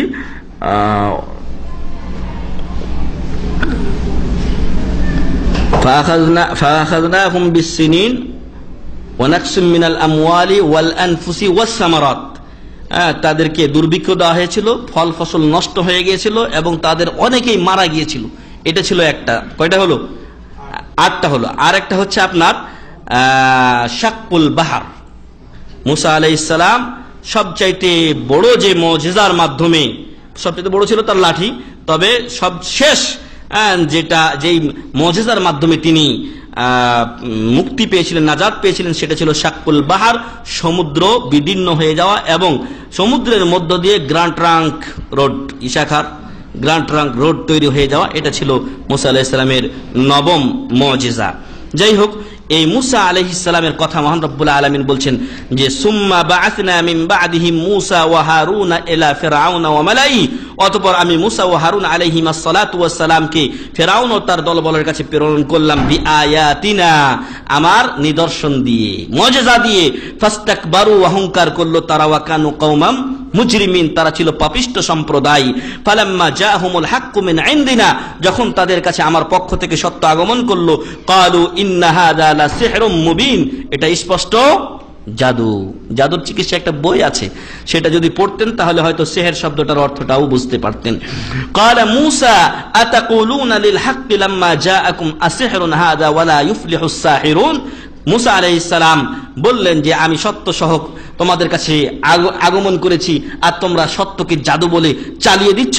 এটা কি তোমাদের উচিত হচ্ছে? যখন তোমরা সত্য পেলে তখন সেটাকে অন্যায়ভাবে তোমরা জাদু বলছো। আসিহরুন হাযা, এটা কি জাদু হতে পারে? ওয়ালা ইউফলিহুস সাহিরুন, আর যারা জাদুকর তারা কোনো বড় জায়গাতে গিয়ে কৃতকার্য হতে পারে না, যেমন হতে পারেনি মুসা আলাইহিস সালামের সামনে। ক্বালু আজিতানা লিতালফিতানা আম্মা ওয়াজাদনা আলাইহি আবাআনা ওয়া তাকুনা লাকুমাল কিবরিয়া। এবার ফিরআউনের দলবল বলল যে তোমরা কি এটা চাও যে আমরা আমাদের বাপ দাদাকে যেই ধর্মের উপরে পেয়েছি সেখান থেকে আমাদেরকে ফিরিয়ে দিবে, আর তোমাদের এই পৃথিবীর বুকে তোমাদের রাজত্ব কায়েম হবে?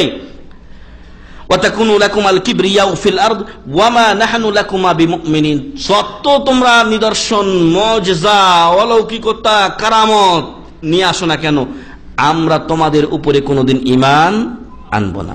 ওমা নাহনু লাকুমা বিমুমিনিন, তোমাদের দুজনকে কোনো সময় আমরা বিশ্বাস করব না। ওয়াকালা ফিরআউনু ইতুনি বিকুল্লি সাহিরিন আলিম, ফিরআউন বলল যত শিক্ষিত বড় বড় জাদুকর আছে নিয়ে আসো। ফালাম্মা জাআ আস-সাহারাতু ক্বালা লাহুম মূসা আলকু মা আনতুম মুলকুন, যখন জাদুকররা আসলো তখন মূসা আলাইহিস সালাম বললেন যে তোমাদের যা কিছু জাদু দেখানো তাড়াতাড়ি তোমরা দেখাও।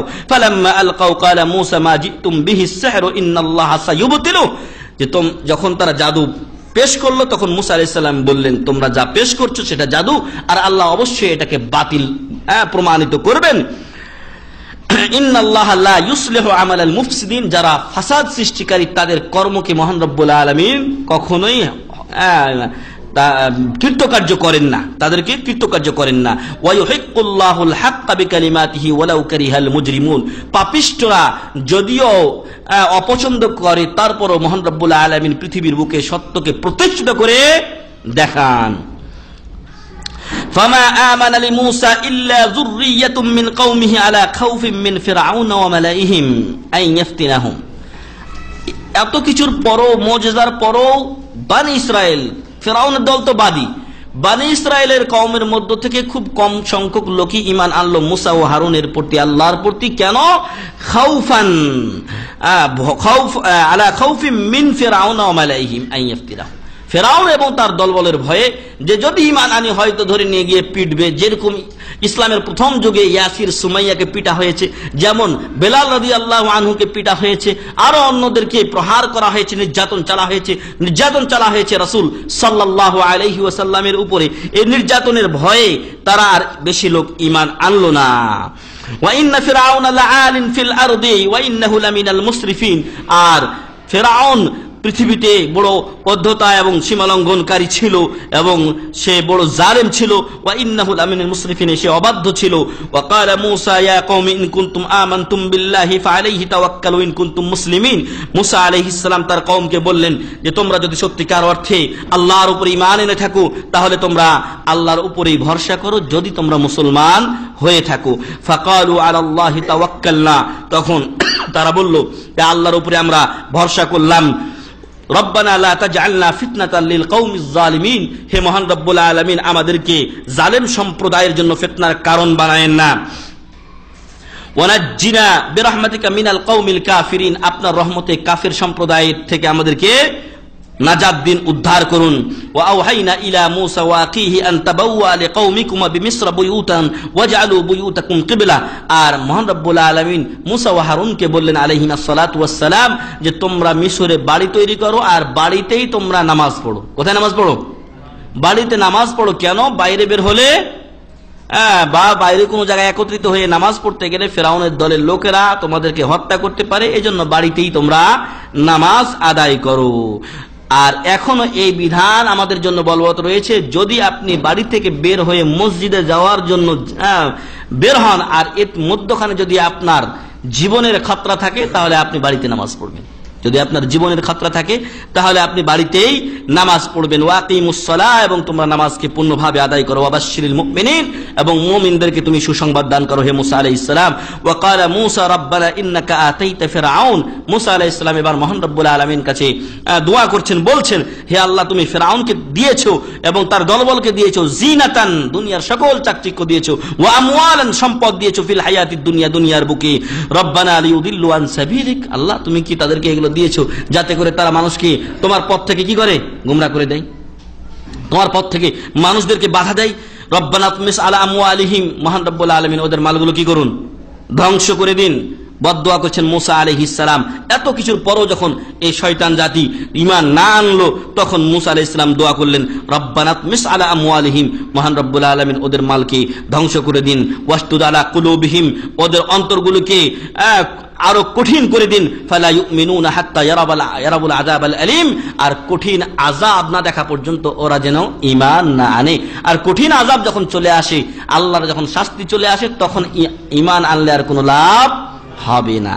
কিয়ামত যখন আসবে তখন ঈমান আনলে কোনো লাভ হবে না। قال قد أجيبت دعوتكما فاستقيما ولا تتبعان سبيل الذين لا يعلمون। মহান রব্বুল আলামিন বললেন তোমাদের দোয়া কবুল করা হলো, কোন সময় তোমরা ওই সমস্ত লোকদের পথ অনুসরণ করবে না যারা জানে না, অর্থাৎ ফিরআউন এবং তার দলবলের, এবং তোমরা হক পথের উপরে ফাস্তাকিমা, অটল থাকো। وجاوزنا ببني إسرائيل البحر فاتبعهم فرعون وجنوده بغيا وعدوا حتى إذا أدركه الغرق قال آمنت أنه لا إله إلا الذي آمنت به بنو إسرائيل وأنا من المسلمين। মহান রব্বুল আলামিন মুসা আলাইহিস সালামকে বললেন যে তুমি তোমার দলবল নিয়ে রাত্রে চলে যাও। এই অনুমতিটা নিতে গেলেন মুসা আলাইহিস সালাম ফিরআউনের কাছে। ফিরআউন বলল যে না, কোনো অনুমতি নাই, তোমাদেরকে যেতে দেওয়া হবে না। বাধ্য হয়ে রাত্রির গভীরে মুসা আলাইহিস সালাম তার দলবল নিয়ে রওনা শুরু করলেন। এলাকা ছেড়ে চলে যাবেন, হিজরত করবেন। রাসূল সাল্লাল্লাহু আলাইহি ওয়াসাল্লাম যেরকম হিজরত করেছেন ওইরকম মুসা আলাইহিস সালাম ওই এলাকা ছেড়ে চলে যাচ্ছেন। এখন যদি আপনার এলাকায় কোনো জালেম থাকে, যদি এমন কোনো শয়তান লোক থাকে যার কারণে আপনি ধর্মকর্ম ঠিকভাবে পালন করতে পারছেন না, তাহলে আপনি অন্য জায়গায় হিজরত করুন। আর যদি আপনি আল্লাহকে বলেন যে মহান রব্বুল আলামিন আমি ওখানে দুর্বল ছিলাম, আমি ভালোভাবে ইবাদত বন্দেগী করতে পারিনি, আল্লাহ বলবেন আলাম তাকুন আরদুল্লাহি ওয়াসিআ, মহান রব্বুল আলামিনের জমিন কি প্রশস্ত ছিল না? তোমার কি ওই এলাকায় শুধু ছিল, অন্য এলাকায় তুমি যেতে পারতে না? সম্মানিত উপস্থিতি, মুসা আলাইহিস সালাম রাত্রের গভীরে তার দলবলকে নিয়ে রওনা হয়ে গেলেন। আর ঘটনাক্রমে মহান রব্বুল আলামিনের ইচ্ছায় মুসা আলাইহিস সালাম তিনি চলে আসলেন কোথায়? লোহিত সাগরের তীরে। আর ফেরাউনের লোকেরা যখন এটা জানতে পারলো যে মুসা আলাইহিস সালাম তার কওমকে নিয়ে চলে গেছেন, তখন তারা ভোরবেলা দ্রুত গতিতে ঘোড়া নিয়ে এবং তাদের দ্রুত যানবাহন নিয়ে তারা বের হয়ে গেল মুসা আলাইহিস সালাম এবং বনি ইসরাইলের পিছু ধাওয়া করতে। এবং এক সময় দেখা গেল যে সামনে লোহিত সাগর আর পিছনে ফেরাউন। এবার বনি ইসরাইল কওম বলছে যে মুসা আলাইহিস সালাম এবার শেষ আমরা। মুসা আলাইহিস সালাম বলছেন কাল্লা, কখনোই হতে পারে না, ইন্না মাইয়া রাব্বি সায়াহদিন, আমার সাথে আমার রব রয়েছেন, তিনি অবশ্যই আমাকে কি করবেন? হেদায়েত দান করবেন, পথ দেখাবেন। মহান রব্বুল আলামিন বললেন যে ফাদরিব বিআসাকাল বাহর, তুমি তোমার লাঠি দিয়ে সাগরে আঘাত করো। তারপরে মুসা আলাইহিস সালাম সাগরে আঘাত করলেন। আর তাদের মাঝে কয়টা দল ছিল? 12টা দল ছিল। আর 12টা দলের জন্য বিশাল বিশাল রাস্তা তৈরি হয়ে গেল। এবং রাস্তার দুই ধারে যেরকম আমাদের অনেক সময় দেখা যায় ব্যারিকেড দেওয়া আছে, ওই রকম পানির ব্যারিকেড হয়ে থাকলো। আর মুসা আলাইহিস সালাম তার দলবল নিয়ে এই অলৌকিক মুজিজা মহান রব্বুল আলামিনের পক্ষ থেকে সাগরের মধ্যখান দিয়ে রাস্তা তৈরি হলো, সেই রাস্তা দিয়ে তিনি চলে গেলেন। যখন মুসা আলাইহিস সালাম মধ্যখানে গেছেন তার দলবল নিয়ে, তখন ফেরাউন কোথায় আসছে? শুরু কিনারায়। এরপর যখন তারা দেখছে এখানে রাস্তা, আশ্চর্যের বিষয়, এখানে তো কোনো রাস্তা ছিল না, কি করে এখানে রাস্তা হয়ে গেল? তখন ফেরাউন বলল যে ওই তো মুসা আলাইহিস সালাম চলে যাচ্ছেন, চলো আমরা তাদেরকে ধাওয়া করি। এবার ফেরাউন তার দলবলকে নিয়ে মুসা আলাইহিস সালামের পিছু ধাওয়া করতে সাগরের মুজিজার যে রাস্তা ছিল সেই রাস্তার উপরে চড়ে বসলো।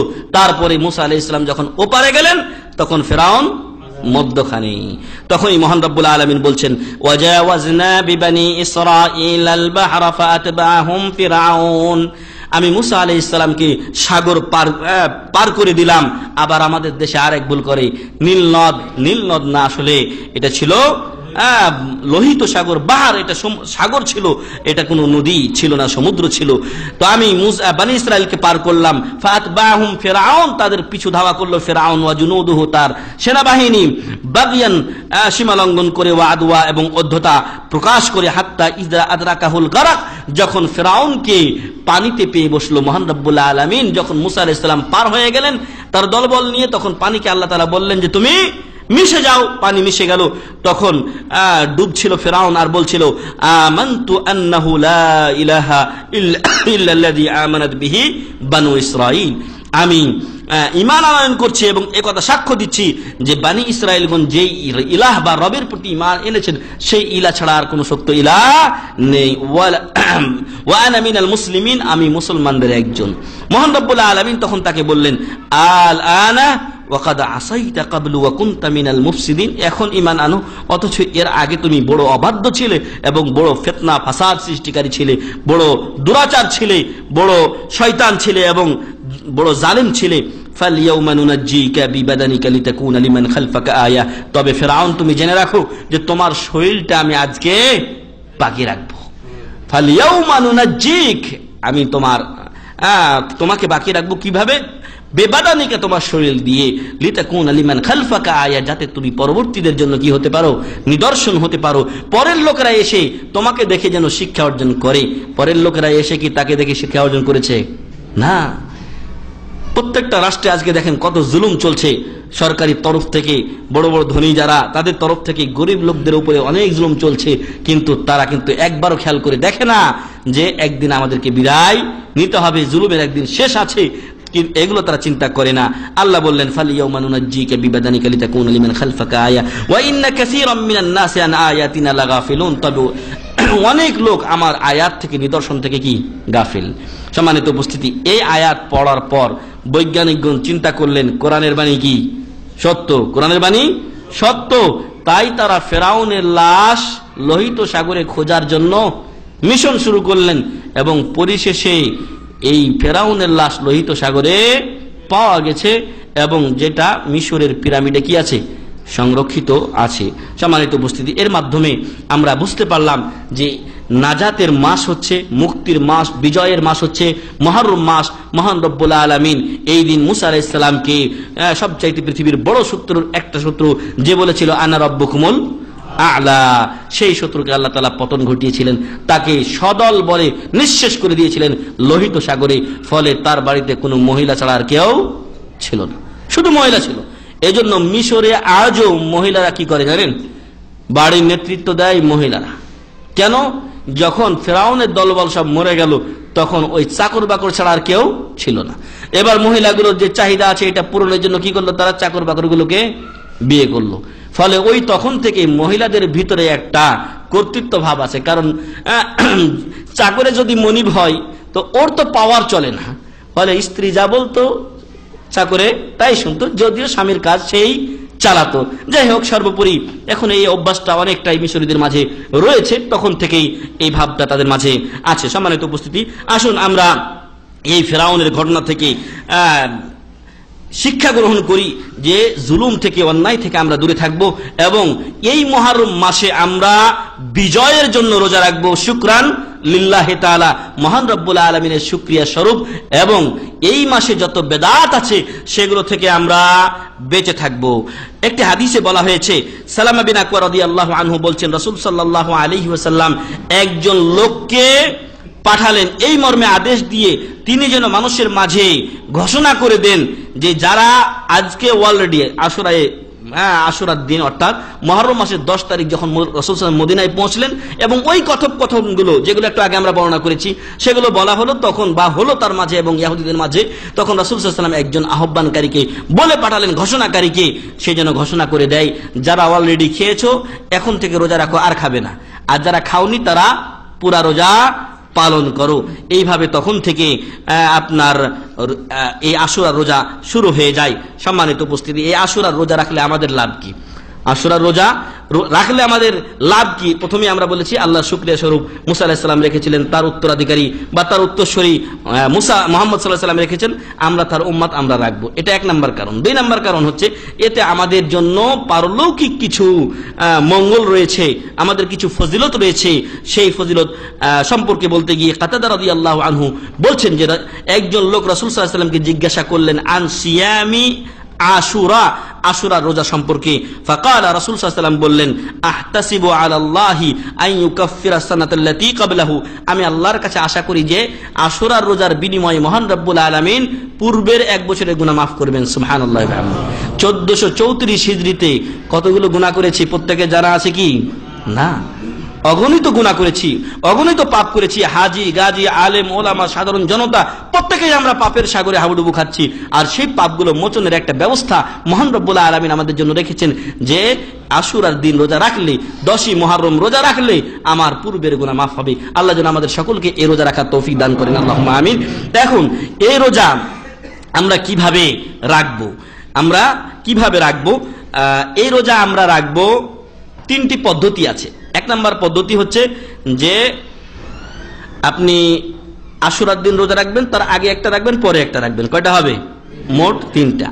এবছরের 10ই মুহররম পড়েছে আগামী বৃহস্পতিবার। আজকে আমরা বৃহস্পতিবারে আছি, আজকে 3 তারিখ চাঁদ অনুযায়ী, আর ক্যালেন্ডার অনুযায়ী আজকে 4 তারিখ, কিন্তু চাঁদ অনুযায়ী আমাদেরকে রোজা রাখতে হবে। আজকে 3 তারিখ, আগামী বৃহস্পতিবার পড়বে 10 তারিখ। অতএব 10 তারিখ একটা রোজা যদি আপনি রাখেন 10 তারিখে, তাহলে সেটা হবে বৃহস্পতিবারের রোজা।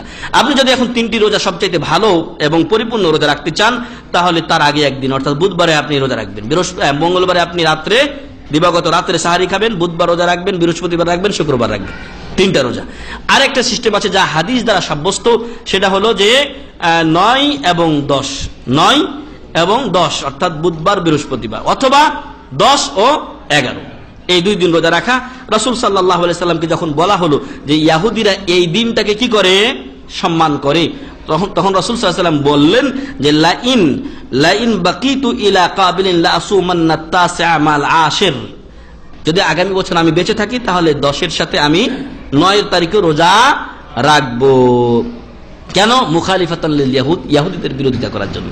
তো এই জন্য যদি আমরা 3টা রাখি ভালো, যদি কেউ 3টা না পারেন 2টা রাখবেন, 9, 10 অথবা 10, 11।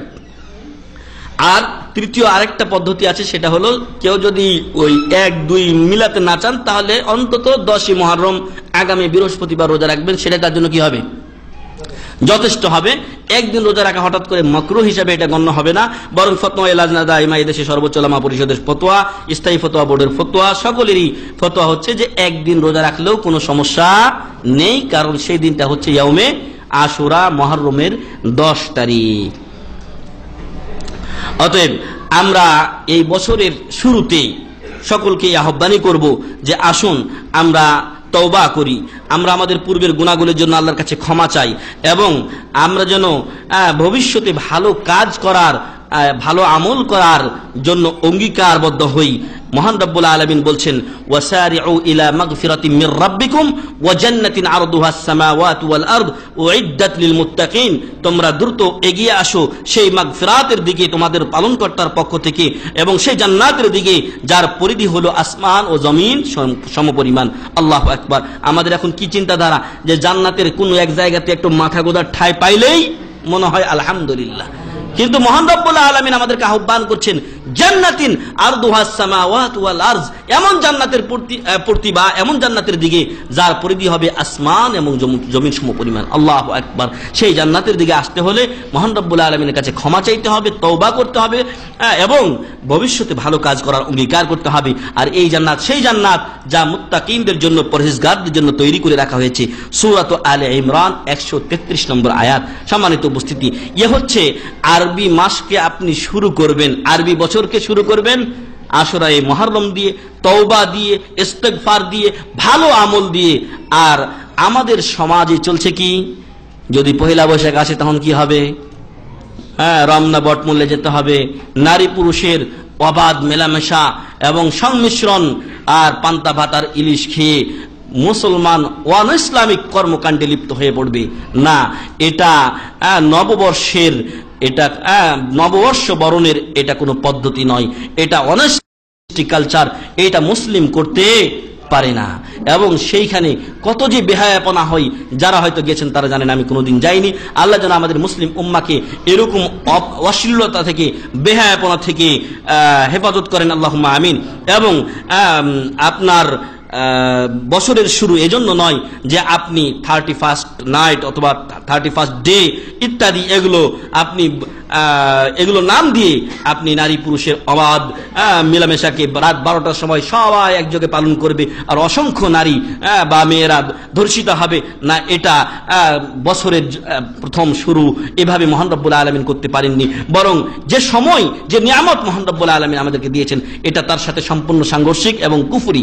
কারণ মহান রব্বুল আলামিন সময়গুলো আমাদেরকে দিয়েছেন ইবাদত করার জন্য। আল্লাহ তাআলা বলছেন, হুয়াল্লাযী খালাকাল মাউতা ওয়াল হায়াতা লিয়াবলুয়াকুম আইয়ুকুম আহসানু আমালা। মহান রব্বুল আলামিন আমাদেরকে জীবন ও মৃত্যু দিয়েছেন, আমাদেরকে সময় দিয়েছেন। কেন? যাতে করে তিনি পরীক্ষা করে নেন আমাদের মধ্যে সবচেয়ে বেশি ভালো আমলকারী কে, কারা আমরা আল্লাহর কাছে ভালো আমল করে যেতে পারি, আর কারা মন্দ আমল করে যাই। এটা পরীক্ষার জন্য আল্লাহ আমাদেরকে পাঠিয়েছেন।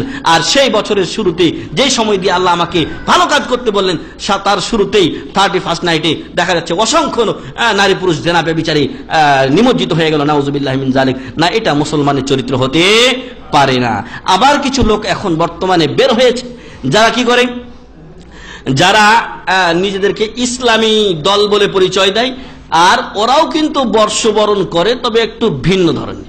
মিলাদ করে, রাসূলের জীবনী আলোচনা করে, অথবা সবাইকে একটা অনুষ্ঠানের দাওয়াত দিয়ে কিছু রাজনৈতিক আলোচনা পিটিয়ে দিল, তারপর লাস্টে খাওয়া দাওয়ার ব্যবস্থা করে দিল।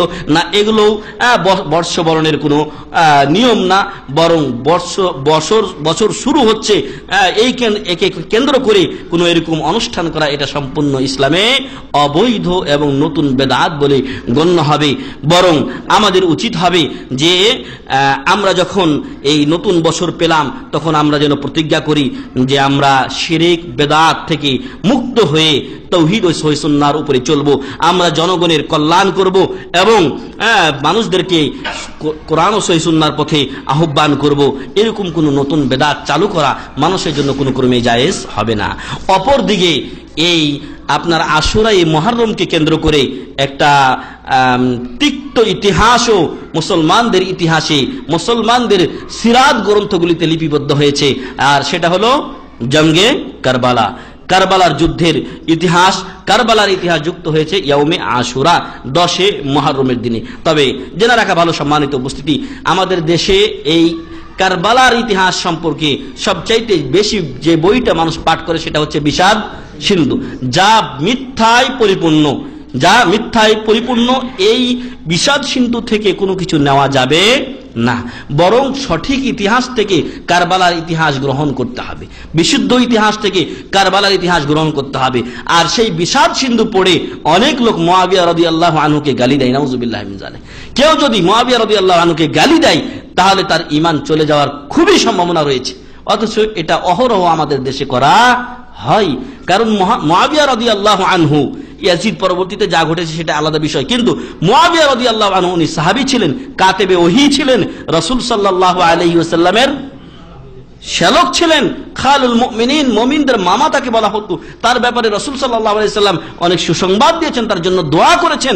সেই মুআবিয়া রাদিয়াল্লাহু আনহুকে কি করে একজন লোক কাফের বলতে পারে? কি করে একজন কলিমউদ্দিন সলিমউদ্দিন তার ব্যাপারে এরূপ কুফরি মতবাদের বিশ্বাস রাখতে পারে? অথচ মহান রব্বুল আলামিন সকল সাহাবায়ে কেরাম যারা ঈমানের উপরে দুনিয়া ত্যাগ করেছেন তাদের ব্যাপারে বলেছেন রাদিয়াল্লাহু আনহুম ওয়া রাদু আন, আল্লাহ তাদের প্রতি সন্তুষ্ট হয়ে গেছেন এবং তারাও আল্লাহর প্রতি সন্তুষ্ট হয়ে গেছেন। আল্লাহু আকবার।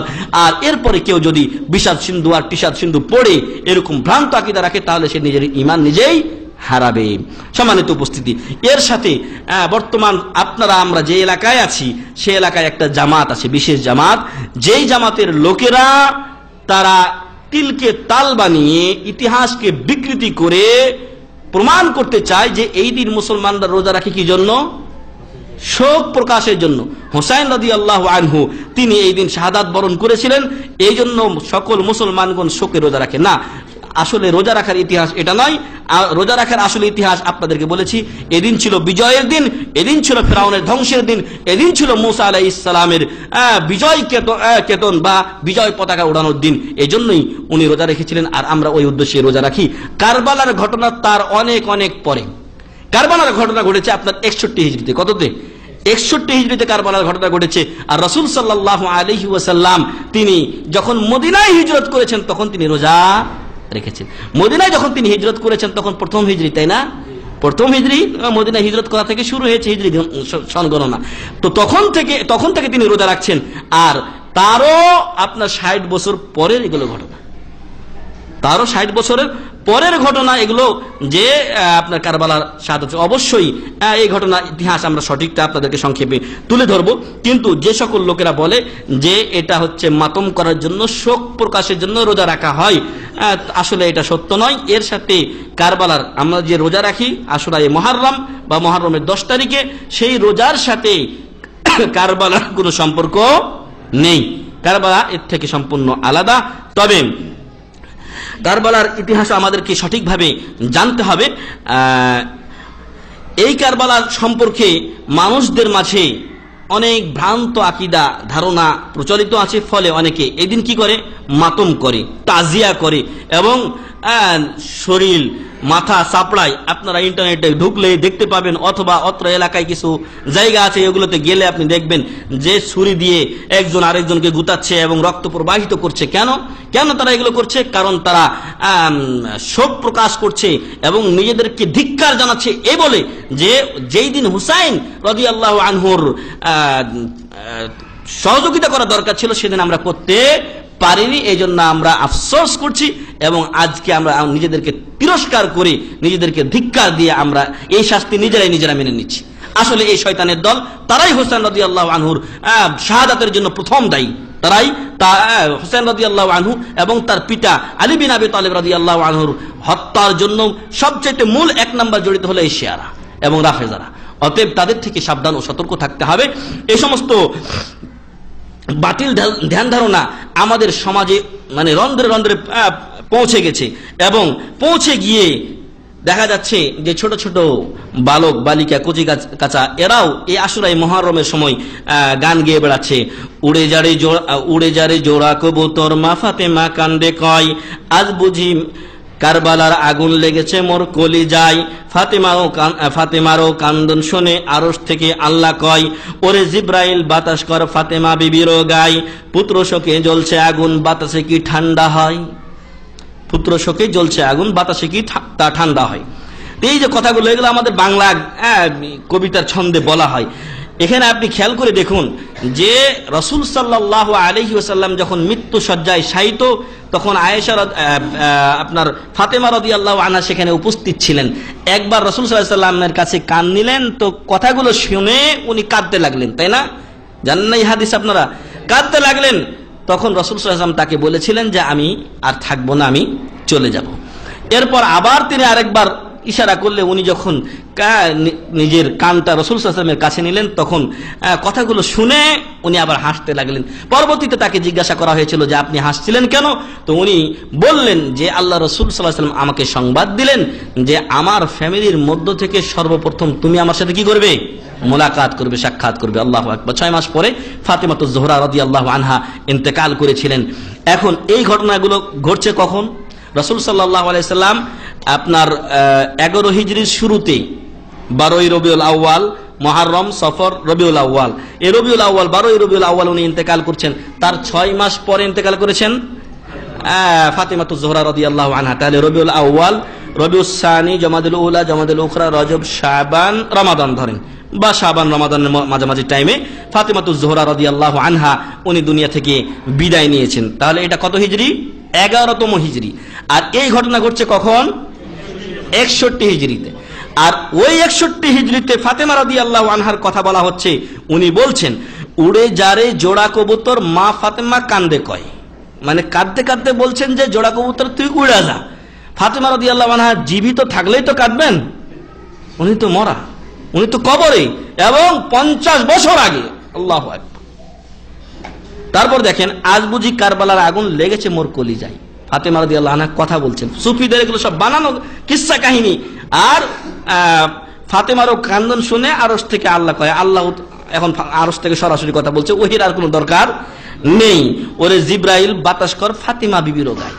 ফাতেমা বিবির গায়ে এবার বাতাস করতে বললেন। এবার ফাতেমা বিবি বলছে, পুত্র শোকে জ্বলছে আগুন, বাতাসে কি তা ঠান্ডা হয়? অন্তরে আগুন জ্বলতেছে, এটা বাতাস দিয়ে ঠান্ডা হবে না। তো এটা কি এক অবাস্তব ঘটনা, 50 বছর আগের ঘটনা। আর সেটাকে তখনও ফাতেমা রাদিয়াল্লাহু আনহার জীবিত থাকার কথা বলে এই বানোয়াটি কথাগুলো লেখা হয়েছে। অতএব আসুন আমরা এই বাতিলগুলোকে প্রত্যাখ্যান করি এবং জনগণকে এই ব্যাপারে আমরা সতর্ক করি। মহান রব্বুল আলামিন যেন আমাদেরকে সে তৌফিক দান করেন, আল্লাহুম্মা আমিন। আর সত্যিকার অর্থে যে বিষয়টা ঘটেছিল, আমাদের হয়তো সময় শেষ, আমিও শেষ করছি। আসল ঘটনা অনেকের অজানা। আসলে কি ঘটেছিল সেদিন? মুআবিয়া রাদিয়াল্লাহু আনহু এবং হাসান রাদিয়াল্লাহু আনহুর মাঝে খেলাফত নিয়ে দ্বন্দ্ব হলো। পঞ্চম খলিফা হলেন 6 মাসের জন্য কে? হাসান বিন আবি তালিব রাদিয়াল্লাহু আনহু। এবং হাসান রাদিয়াল্লাহু আনহুর ব্যাপারে রাসূল সাল্লাল্লাহু আলাইহি সাল্লাম একটা ভবিষ্যৎবাণী করেছিলেন, বলেছিলেন, ইবনি হাযা সাইয়্যিদুন, আমার এই সন্তানটা তিনি নেতা। ইউসলিহুল্লাহু বিহি বাইনা ফিয়াতাইনি আযীমাতাইনি কাবীরাতাইনি মিনাল মুসলিমিন, আল্লাহ তার মাধ্যমে মুসলমানদের বিশাল দুটি জামাতের মধ্যে কি করবেন? ফয়সালা করে দিবেন, মারামারি গ্যাঞ্জামের মীমাংসা করে দিবেন মহান রব্বুল আলামিন। তো যখন হাসান রাদিয়াল্লাহু আনহু খলিফা হলেন, ওদিকে আলী রাদিয়াল্লাহু, ওমর রাদিয়াল্লাহু আনহু, আলী রাদিয়াল্লাহু, উসমান রাদিয়াল্লাহু আনহু এবং আলী রাদিয়াল্লাহু আনহুর যুগে শামের গভর্নর ছিলেন কে? মুআবিয়া রাদিয়াল্লাহু আনহু। তো মুআবিয়া রাদিয়াল্লাহু আনহুর প্রতি শামবাসী খুবই ছিলেন, আপনার আসক্ত ছিলেন, তাকে খুব ভালোবাসতেন। ফলে দেখা গেল যে তার এলাকার লোকেরা হাসান রাদিয়াল্লাহু আনহুকে মেনে নিতে চাইল না, এবং মুআবিয়া রাদিয়াল্লাহু আনহু উনি ভাবলেন যে আমি খলিফা হব। তো যাই হোক, দুই সেনাবাহিনী, হাসান রাদিয়াল্লাহু আনহু একদিকে, আরেকদিকে মুআবিয়া রাদিয়াল্লাহু আনহু, এই দুই সাহাবীর মধ্যে ঝগড়া বা যুদ্ধ যখন চরম পর্যায়ে লেগে যাওয়ার এক পর্যায়ে চলে এসেছে, তখন হাসান রাদিয়াল্লাহু আনহু নানার ওই কথা স্মরণ করলেন এবং বললেন যে এটাই তো সুবর্ণ সুযোগ, আল্লাহ তাআলা আমাকে নানার কি করবেন? কথা বাস্তবায়ন করাবেন। উনি বললেন আমার খেলাফতের দরকার নেই। উনি খেলাফত মুআবিয়া রাদিয়াল্লাহু আনহুকে দিয়ে দিলেন। মুআবিয়া রাদিয়াল্লাহু আনহু এবার খেলাফত চালালেন 20 বছর, 40 থেকে নিয়ে 60 হিজরিতে তার ইন্তেকাল হয়েছে। এরপরে তিনি নিজেই খলিফা নিয়োগ করে গিয়েছিলেন কাকে? ইয়াজিদ বিন মুআবিয়াকে। ইয়াজিদ বিন মুআবিয়া তার সন্তান। তো ইয়াজিদের জন্য সামদেশের লোকেরা কোনো কিছুই বলেনি। ইরাকের কিছু শিয়া ছিল, তাদের সংখ্যা ছিল 12,000। তারা কিন্তু আপনার ইয়াজিদকে মানে নাই, বরং তারা হোসেন রাদিয়াল্লাহু আনহুর কাছে বারবার চিঠি লিখছিল যে আপনি আসেন, আপনার কাছে আমরা বায়াত নিব এবং আপনাকে আমরা খলিফা হিসেবে গ্রহণ করব। আর ওদিকে মদিনার আমির ছিলেন ইয়াজিদের বা মুআবিয়ার পক্ষ থেকে ওয়ালিদ বিন উতবা বিন আবি সুফিয়ান। তিনি আব্দুল্লাহ ইবনে জুবাইর এবং হুসাইন বিন আলী রাদিয়াল্লাহু আনহুমাকে বললেন যে তোমরা করো, বায়াত গ্রহণ করো। তো তারা বলল যে আগামীকাল পর্যন্ত আমাদেরকে সময় দাও। রাত্রের গভীরে ওনারা মক্কা চলে যান। আর এদিকে আবু সুফিয়ান রাদিয়াল্লাহু আনহু উনি নিজে এসেছিলেন মদিনাতে, এবং মদিনার লোকদেরকে অনেক দান খায়রাত করে মানুষের মন জয় করে উনি বাকিদের বায়াত ইয়াজিদের নামে করে দিয়ে উনি চলে যান। তারপরে মক্কাতে গিয়ে আব্দুল্লাহ ইবনে জুবাইর রাদিয়াল্লাহু আনহু তিনি নিজেকে খলিফা বলে ঘোষণা দেন, এবং পরবর্তীতে মদিনাও তার সাথে কি হয়, সংযুক্ত হয়ে যায়। আর ওই সময় আব্দুল্লাহ ইবনে আব্বাস রাদিয়াল্লাহু আনহুমা বেঁচে ছিলেন, তিনি ছিলেন তায়েফে।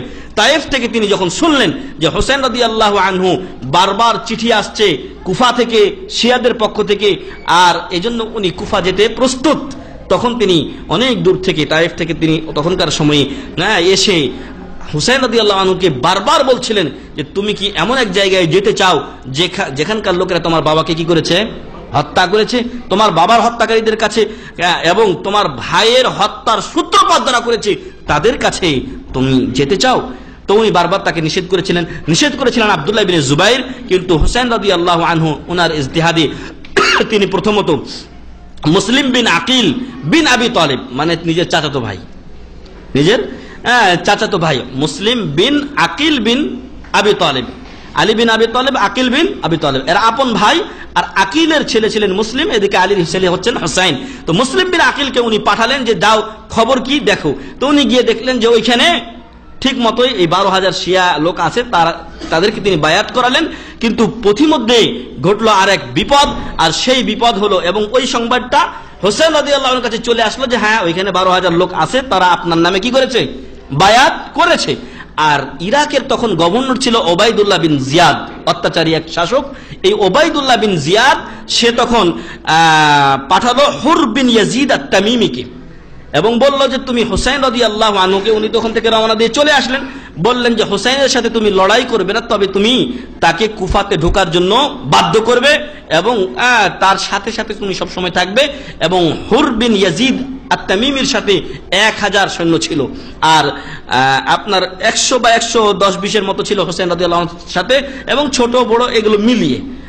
তো যাই হোক, হুর বিন ইয়াজিদ আত-তামিমি উনি কিন্তু হুসাইন রাদিয়াল্লাহু আনহুর সাথে কোনো বিয়াদবি করেননি, বরং পরবর্তীতে হুর বিন ইয়াজিদ সে তওবা করে ইয়াজিদের পক্ষ ত্যাগ করে, ওবাইদুল্লাহ বিন জিয়াদের পক্ষ ত্যাগ করে সে হুসাইন রাদিয়াল্লাহু আনহুর দলে ঢুকে ইয়াজিদের বিরুদ্ধে লড়াই করে উনি শহীদ হয়েছেন। আর হুর বিন ইয়াজিদকে বিশ্বাস ছিল না ওবাইদুল্লাহ বিন জিয়াদের, এজন্য সে কি করেছিল, ওমর বিন সাদ বিন আবি ওয়াক্কাস এই লোককে সে এই মর্মে পাঠিয়ে দিয়েছিল 4000 সৈন্য নিয়ে যে তুমি তাকে হত্যা করবে, হোসেনকে হত্যা করবে। নতুবা তার সাথে আরেকটা লোককে পাঠিয়েছিল, তার নাম ছিল আপনার মুসলিম বিন আকিল, তার নাম ছিল ইয়াজিদ বিন জিল জাউশান, এরকম একটা লোক ছিল। হ্যাঁ, বিশর বিন জিল জাউশান একটা লোককে পাঠিয়েছে ওবাইদুল্লাহ বিন জিয়াদ ওই ওমর বিন সাদ বিন আবি ওয়াক্কাসের সাথে। ওমর বিন সাদকে বলেছে তুমি হোসেনকে হত্যা করবে, আর বিশরকে পাঠিয়েছে যে ওমর হত্যা না করলে তুমি তাকে হত্যা করবে, আর এর পরের দায়িত্বশীল সেনাপতি হবে তুমি, এইভাবে পাঠিয়েছে। তো ওমর বিন সাদ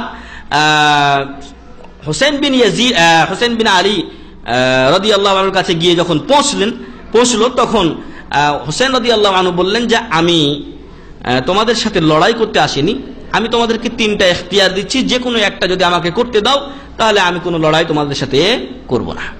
তার মধ্যে একটা হচ্ছে আমাকে ইয়াজিদ পর্যন্ত পৌঁছতে দাও, আমার আশা যে তার সাথে আমাদের যে সম্পর্ক আছে এবং আত্মীয়তার বন্ধন আছে এতে সে আমার সাথে ভালো ব্যবহার করবে। 2 নাম্বার হচ্ছে যে না হয় তুমি আমাকে মদিনায় ফেরত যেতে দাও। 3 নাম্বার হচ্ছে যদি দুটার কোনোটাই না করতে দাও তাহলে আমার শেষ নিঃশ্বাস থাকা পর্যন্ত কি করব, লড়াই আমি চালিয়ে যাব। এই কথা ওমর বিন সাদ বিন আবি ওয়াক্কাস ওবাইদুল্লাহ বিন জিয়াদকে জানালে ওবাইদুল্লাহ বিন জিয়াদ বলল যে না, ইয়াজিদের কাছে তাকে যেতে দেওয়া হবে না, বরং আমি যেটা বলি সেটাই তাকে শুনতে হবে। আর হোসেন রাদিয়াল্লাহু আনহু বললেন যে না, আমি ওবাইদুল্লাহ বিন জিয়াদের মতো অত্যাচারী লোকের বিধানের বা তার কথা আমি মানতে পারবো না বা মানবো না। ফলে দেখা গেল যে ওবাইদুল্লাহ বিন জিয়াদের কথা না মানার কারণে ওবাইদুল্লাহ বিন জিয়াদ ওমর বিন সাদকে যে আদেশ দিয়েছিল সে আদেশের বাস্তবায়ন হলো। হুসাইন রাদিয়াল্লাহু আনহুকে তীর নিক্ষেপ করলো আপনার আল হুসাইন, একটা হচ্ছে ইনি হচ্ছেন হুসাইন, আর একটা হচ্ছে হুসাইন বিন তামিম, তার কণ্ঠে তীর নিক্ষেপ করলো এবং জুরা বিন শারিক তার হাত কেটে ফেললো এবং সিনান বিন আনাস তাকে তীর দিয়ে বল্লম দিয়ে আঘাত করলো। তারপরে এই সিনান বিন আনাস সে তার ঘোড়া থেকে নেমে তার মাথাটা দ্বিখণ্ডিত করে দিল, নাউজুবিল্লাহি মিন যালিক।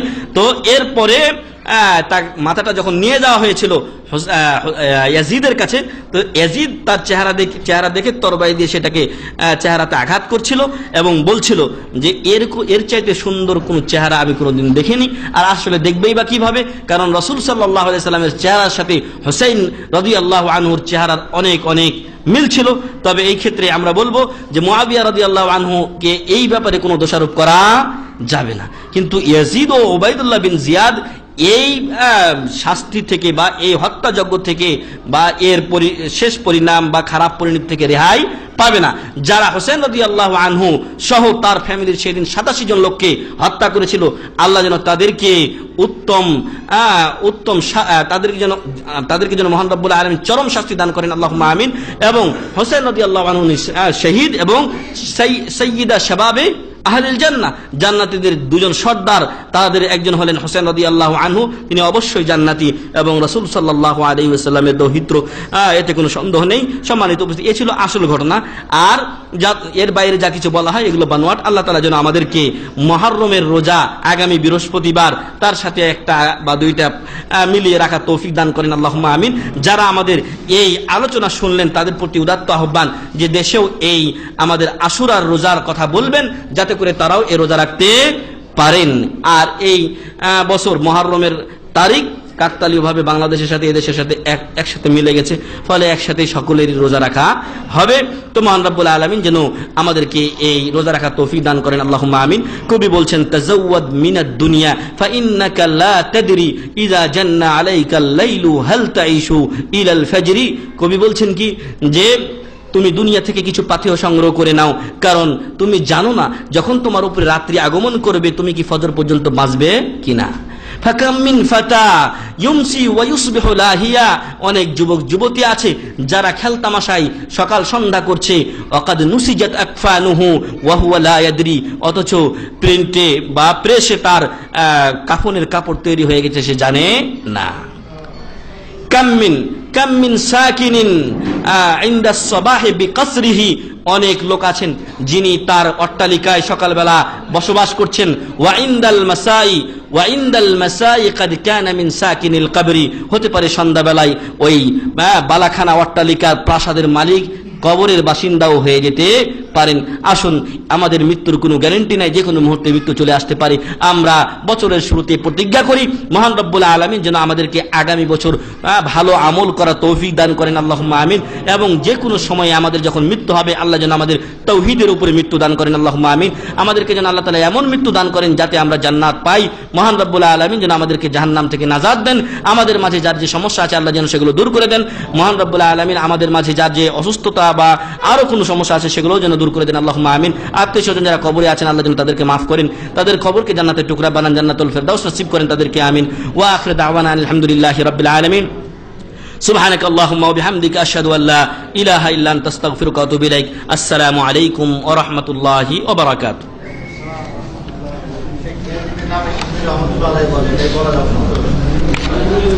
বেশিরভাগ লোকই লানা বলেছেন, এজন্য আমার মনে হয় না বলাই উচিত, কারণ অনেক অন্যায় তার ছিল, অনেক অন্যায় ছিল। এবং এরপরে সে বিশাল এক সেনাবাহিনীর বহর মদিনায় পাঠিয়েছিল এবং মদিনার হাররা নামক এলাকায়, যেটার নাম এখন ওই নামই হয়ে গেছে হাররা, তো সেই হাররা নামক এলাকায় হারামের ভিতরে রক্তক্ষয়ী লড়াই হয়েছিল, সেটা ইয়াজিদের মাধ্যমেই হয়েছিল। ফলে এরকম লোকদের আমি মনে করি না যে রহমতুল্লাহ আলাইহি বলবো, বরং কিছুই না বলা ভালো।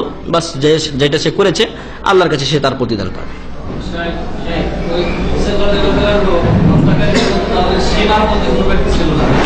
আমি যে মাকতাবা শামিলা থেকে নিয়েছি, সীমার সেখানে কোনো নাম বলিনি, বরং যে নামটা উল্লেখ করলাম হুসাইন সদ দিয়ে হুসাইন, হুসাইন বিন তামিম, সে আঘাত করেছিল ফিহানকিহি, তার গর্দানে। ওয়াদারাবা জারআ বিন শারিক কাফাহু, কাফ তার হাতুলিতে এই জারআ বিন শারিক মেরেছিল। 3-4 জন একসাথে হয়েছে। লাস্টে সবচাইতে বড় যে দুর্ভাগা ব্যক্তি সে হলো সিনান বিন আনাস। আমার মনে হয় সিনানকে সীমার করে দিয়েছে, সীমার এরকম হয়তো হবে, পরিবর্তন বা বিকৃতি হয়ে গেছে। জি, সুবহানাকাল্লাহুম্মা ওয়া বিহামদিকা আশহাদু আল্লা ইলাহা ইল্লা আনতা আস্তাগফিরুকা ওয়া আতুবু ইলাইক।